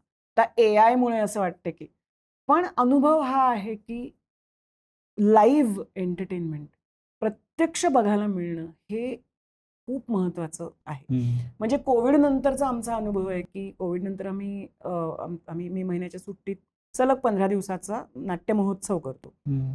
जो आम्ही महर्षी कर्वे स्त्री शिक्षण बरोबर. संस्थेच्या त्या रमापुरुषोत्तम ऑडिटोरियम जे ओपन ऑडिटोरियम आहे. तर आम्हाला साशंक होतो आम्ही की कसे बाहेर काढतील. मी 21 साली 22 असेल 22 असावा. आम्हाला खात्री नव्हती की येतील का लोक. पण तुडुंब म्हणजे मोठं ऑडिटोरियम आहे. 350-400 प्रेक्षक म्हणजे 2-250 मुलं तर असतीलच. त्या मुलांना बाहेर येऊन घराच्या स्क्रीन्समधनं बाहेर येऊन काहीतरी लाईव्ह एंटरटेनमेंट नाटक ह्याचं जे आकर्षण आहे ना ते आपल्याला असं वाटतं की त्यांना फोनमध्ये आणि त्यांना गेम्समध्ये राहायचंय. त्यांना तितकाच किंवा त्याहूनही आकर्षक पर्याय उपलब्ध करून देणं ही आई-वडिलांची प्रायोरिटी राहत नाही. हं. कारण तुला नाटकाला मुलांना न्यायचं तुला ते प्लॅन करायला लागतं. तुला तिकीट काढायला लागतं. तू काही छोट्या मुलाला एकट्याला नाटकाला पाठवू नाही शकत. हं. तुला जावं लागतं. तिथे जाऊन बसावं लागतं आणि कारण या सगळ्याला तुला त्या आणि मला कळू शकतं की वर्किंग पेरेंट्स असतात, धकाधकीचं आयुष्य वगैरे, वगैरे. ट्रॅफिक असतो असं. पण मुलांना खूप ओढ आहे नाटकाची. प्रचंड अट्रॅक्शन आहे. प्रचंड ओढ आहे. त्यामुळे अजूनही मुलं त्याच आणि पालक त्याच एका ओढीनी नाटकाकडे येतात. हं. आता मेकर्स म्हणून काय करावं लागतं किंवा काय चॅलेंजेस किंवा काय प्रयत्न करावे लागतात की मी जे नाटक पाहिलं आता छान छोटे वाईट मोठे नाटक मी पाहिलं 7 वर्षाची असताना 86 साली. हं. जे नाटक अतिशय सोपं आणि सुंदर नाटक आहे आणि हो. वर्ग विग्रह क्लास कॉन्फ्लिक्ट विषयी ते नाटक बोलतं जे कालातीत प्रश्न आहे हं. आणि ते इतकं इनोसंट नाटक आहे की ते या बदलत्या काळात आजही तितकंच आजचं आणि रेलेव्हंट आहे आणि ते अतिशय गोड आहे. हं. पण अशी अनेक नाटकं आहेत जी आता त्या अर्थाने आज रेलेव्हंट माझीच नाटकं आहेत आमचीच नाटकं आहेत की तेवढी रेलेव्हंट आता नाही आहेत. नाटक विषय म्हणून रेलेव्हंट असेल कदाचित आजही पण मांडणी म्हणून हां. तेवढा रेलेव्हंट नाहीये. कारण 20 वर्षापूर्वी मुलांना सुद्धा जे व्हिज्युअल एक्सपोजर होतं मुलं जी कॉन्टेंट बघायची म्हणजे माझ्या लहानपणी मिकी अँड डोनाल्ड 1 तास दिसायचं रविवारी. या व्यतिरिक्त मला ऑडिओ व्हिज्युअल म्हणजे माझी आई मला बालचित्रपटांना वगैरे घेऊन जायची हे सोड. पण अदरवाईज इझी एक्सपोजर नव्हतं. माझी मुलगी लहान असताना किंवा तुम्ही लहान असता ते शिनचॅन, डोरेमॉन वगैरे कोरियन एक मोठा एक एक्सपोजर होता कार्टूनचा. आता खूप जास्त आहे. त्यामुळे तुझे विषय आणि त्याची मांडणी ही गोष्ट खूप तुला क्रुशियल होते मेकर्स म्हणून. ती मांडणी जर तुला त्या मुलांच्या इमॅजिनेशनच्या पुढे जाणारी असेल तर ती टेक्नॉलॉजी तेवढी स्ट्रॉंग आहे की नाही ती या सगळ्या पलीकडे जाऊन ते नाटक मुलांपर्यंत पोहोचतं. पण तुला आजचं मूल काय बघतं आहे, आजच्या मुलाची पल्स काय आहे, प्रश्न काय आहेत, इश्यूज काय आहेत, ह्याच्याशी तुला सतत अपडेटेड राहायला लागतं. मग ते कशात नव्हतं. आता माझी मुलगी पण 21 वर्षाची झाली. ती लहान होती तेव्हा माझ्याकडे एक इमिजिएट किंवा तिच्या मित्रमैत्रिणींकडे एक इमिजिएट पॉइंट ऑफ रेफरन्स होता की अच्छा असं बोलतात होय. आज जेव्हा मी लिहिते आता मी मग तुम्हाला खा नावाचं नाटक लिहिलं टीनेजर्ससाठी. माझी मुलगी पण आता त्या वयापासून खूप पुढे गेली. तर मला निरीक्षण करावं लागतं. मला त्या वयाच्या मुलांशी इंटरॅक्ट करायला लागतं. आणि या प्रोसेसमध्ये मला नाटक डिव्हाइस करणं म्हणजे काय, तर नॉर्मल प्रोसेस काय असते की नाटक लिहितो लेखक एखाद्या विषयावरचं, त्याचं वाचन करतो. टिपिकल ट्रेडिशनल मेथड ही आहे की त्याचं वाचन करतो, त्याच्यावर फीडबॅक येतो, मग 1-2 ड्राफ्ट्स करतो, मग ते दिग्दर्शकाला देतो. मग दिग्दर्शक त्याच्या पद्धतीने कदाचित त्याची एक रंगावृत्ती करत असेल किंवा करून घेत असेल. मग तो कास्टिंग करतो, मग त्याचं वाचन होतं 15 दिवस सगळे वाचन करतात, मग त्याचं ब्लॉकिंग होतं, मग सेट होतो अमकड अमकड अमकड ही प्रोसेस. डिव्हाइस करताना आम्ही काय करतो, माझ्या मनात समजा एक विषय असेल की मला या विषयावर नाटक की टीनेजर्स विषय एक नाटक करायचे. काय विषय मला ते पण माहीत नाही. तर मानसरंग नावाची स्कॉलरशिप मला मिळाली, की डॉक्टर हमीद दाभोळकर, राजीव नाईक आणि अतुल पेठे आणि काही इतर रंगकर्मी मिळून ती देतात, ज्याच्यामध्ये दिग्दर्शकांना दिली जाते ती. ज्याच्यामध्ये मेंटल हेल्थ अवेअरनेस आणि थिएटर ह्यांचं काय नातं, म्हणजे तुम्ही थिएटर हे माध्यम मेंटल हेल्थ अवेअरनेस क्रिएट करण्यासाठी कसं वापरू शकता, याविषयी you have to explore that. तर तुम्हाला त्याच्यामध्ये एक नाटक करायचं. तर मी यंग ऑडियन्सेससाठी थिएटर करत असल्यामुळे मी म्हटलं मी त्याच स्पेसमध्ये करते. तर मी करताना मला ज्या लोकांनी ज्यांच्याबरोबर मी अनेक वर्ष काम करते, रुचा आपटे असेल, हर्षद असेल, वेदांत असेल, शर्वरी लहाडे नावाची उत्तम अभिनेत्री आहे. आम्ही चौघांनी मिळून ती प्रोसेस सुरू केली. तेव्हा आम्हाला माहित नव्हतं की आम्हाला काय करायचं. आमच्या मनात विषय नव्हता, गोष्ट नव्हती, काहीच नव्हतं. आम्ही ऑब्झर्वेशनमधनं, चर्चांमधनं, लहान मुलं आसपाशी काय करतायत, रील्स कुठे काय प्रकारची रील्स पाहिली जात आहेत, ह्याच्यातनं एक आम्हाला विषय आमच्या हाती लागला, तो म्हणजे बॉडी इमेज इश्यूज आणि इटिंग डिसऑर्डर. कारण आता सोशल मीडिया आणि बॉलिवूड ह्या सगळ्यामुळे तुमची एक मुलींनी बारीक असणं आणि मुलांनी बल्टप असणं हे एक तुमच्या एक्झिस्टन्स इतकंच अपरिहार्य झालेलं आहे. तो विषय मिळाला. मग आम्ही काय केलं, आम्ही आमच्या लेवलला गप्पा मारल्या. आम्ही एक प्रोसेस केली. काही सीन्स इम्प्रोव्हाइज करून बघितले. त्याच्यातनं आम्हाला काही कॅरेक्टर्स मिळायला लागले. मग ती कॅरेक्टर्स आम्ही आणखीन डेव्हलप करत गेलो. मग आम्ही आणखीन इम्प्रोव्हायझेशन्स केली. असं करत करत ते नाटक डिव्हाइस झालं. तर त्या नाट्य प्रोसेसमध्ये नाटक उभं होत जातं, ज्याच्यामध्ये तुझे कलाकार पण तुझ्या क्रिएटिव्ह नॅरेटिव्हमध्ये त्याचा एक भाग असतात. ते असं नाही होत की मी माझं काहीतरी लिहिलं. मग आता ही जी माझी मंडळी आहेत काम करणारी, ती माझ्यापेक्षा लहान आहेत वयाने. ती 30-32ची आहेत. त्यामुळे ते कदाचित क्लोजर आहेत त्या मुलांना वयाने आणि अनुभवाने, किंवा त्यांची कोणाची लहान भावंड आहेत, भाचे आहेत, भाच्या आहेत, व्हॉटेव्हर. तर अशा पद्धतीने कलाकारांसोबत काम करता करता करता करता त्या प्रोसेसमध्ये नाटक उभं करणं इज डिव्हायसिंग. आणि मला ती प्रोसेस खूप आवडते. कारण त्याच्यामध्ये म्हणजे मी ट्रेडिशनल पद्धतीने पण नाटक करते, नाही असं नाही. पण अशा प्रकारचं नाटक करताना मला ती दिवसेंदिवस जास्ती आकर्षित करते आहे प्रोसेस, ज्याच्यामध्ये तू फॅसिलिटेटर्स होतो स्वतः दिग्दर्शक म्हणून किंवा लेखक म्हणून तू नॅव्हिगेट करत असतो. पण 4 वेगळ्या लोकांची सेन्सिटिव्हिटी, इमोशन तुला मिळते. तुझ्याकडे एक मोठा रिझर्व्हॉयर तयार होतो. त्याच्यातनं तू लेखक आणि दिग्दर्शक म्हणून स्वतःचा मार्ग निवडत हा दिस इज डिव्हायसिंग. आणि ते मला खूप आवडतं. तर आता मी ललित कला केंद्रात पण एक नाटक केलं MA च्या विद्यार्थ्यांबरोबर, 12-13 विद्यार्थी. ते टीनेजर्स आणि सेक्शुअलिटी ह्याच्या अराउंड. ते पण आम्ही डिव्हाइस केलं. आणि ह्याचाच एक भाग म्हणजे आम्ही थिएटर इन एज्युकेशन नावाची एक हे करतो, ज्याच्यामध्ये बेरी जॉन नावाचे खूप मोठे सिनियर थिएटर प्रॅक्टिशनर आहेत, ज्यांनी ही कल्पना रुजवली भारतात. ज्याच्यामध्ये पेडॅगॉजी म्हणजे शिक्षण पद्धती, जे आपल्याकडे एका विशिष्ट पद्धतीने क्लासरूममध्ये शिकवलं जातं, जे आपण सगळे तसेच शिकलोय. तर या टीचिंग मेथडमध्ये आपण आर्ट आणि स्पेशली थिएटर वापरू शकतो का? म्हणजे डायजेस्टिव्ह सिस्टीम शिकवायचे मुलांना, अगदी लहान मुलांना, तर आपण त्या डायजेस्टिव्ह सिस्टीमचं नाटक करू शकतो का? की एक जण झालाय यकृत, एक जण झालाय आपलं इंटेस्टाईन, एक जण झालाय स्टमक. मग घास इथनं आला, मग इथे तो चावला.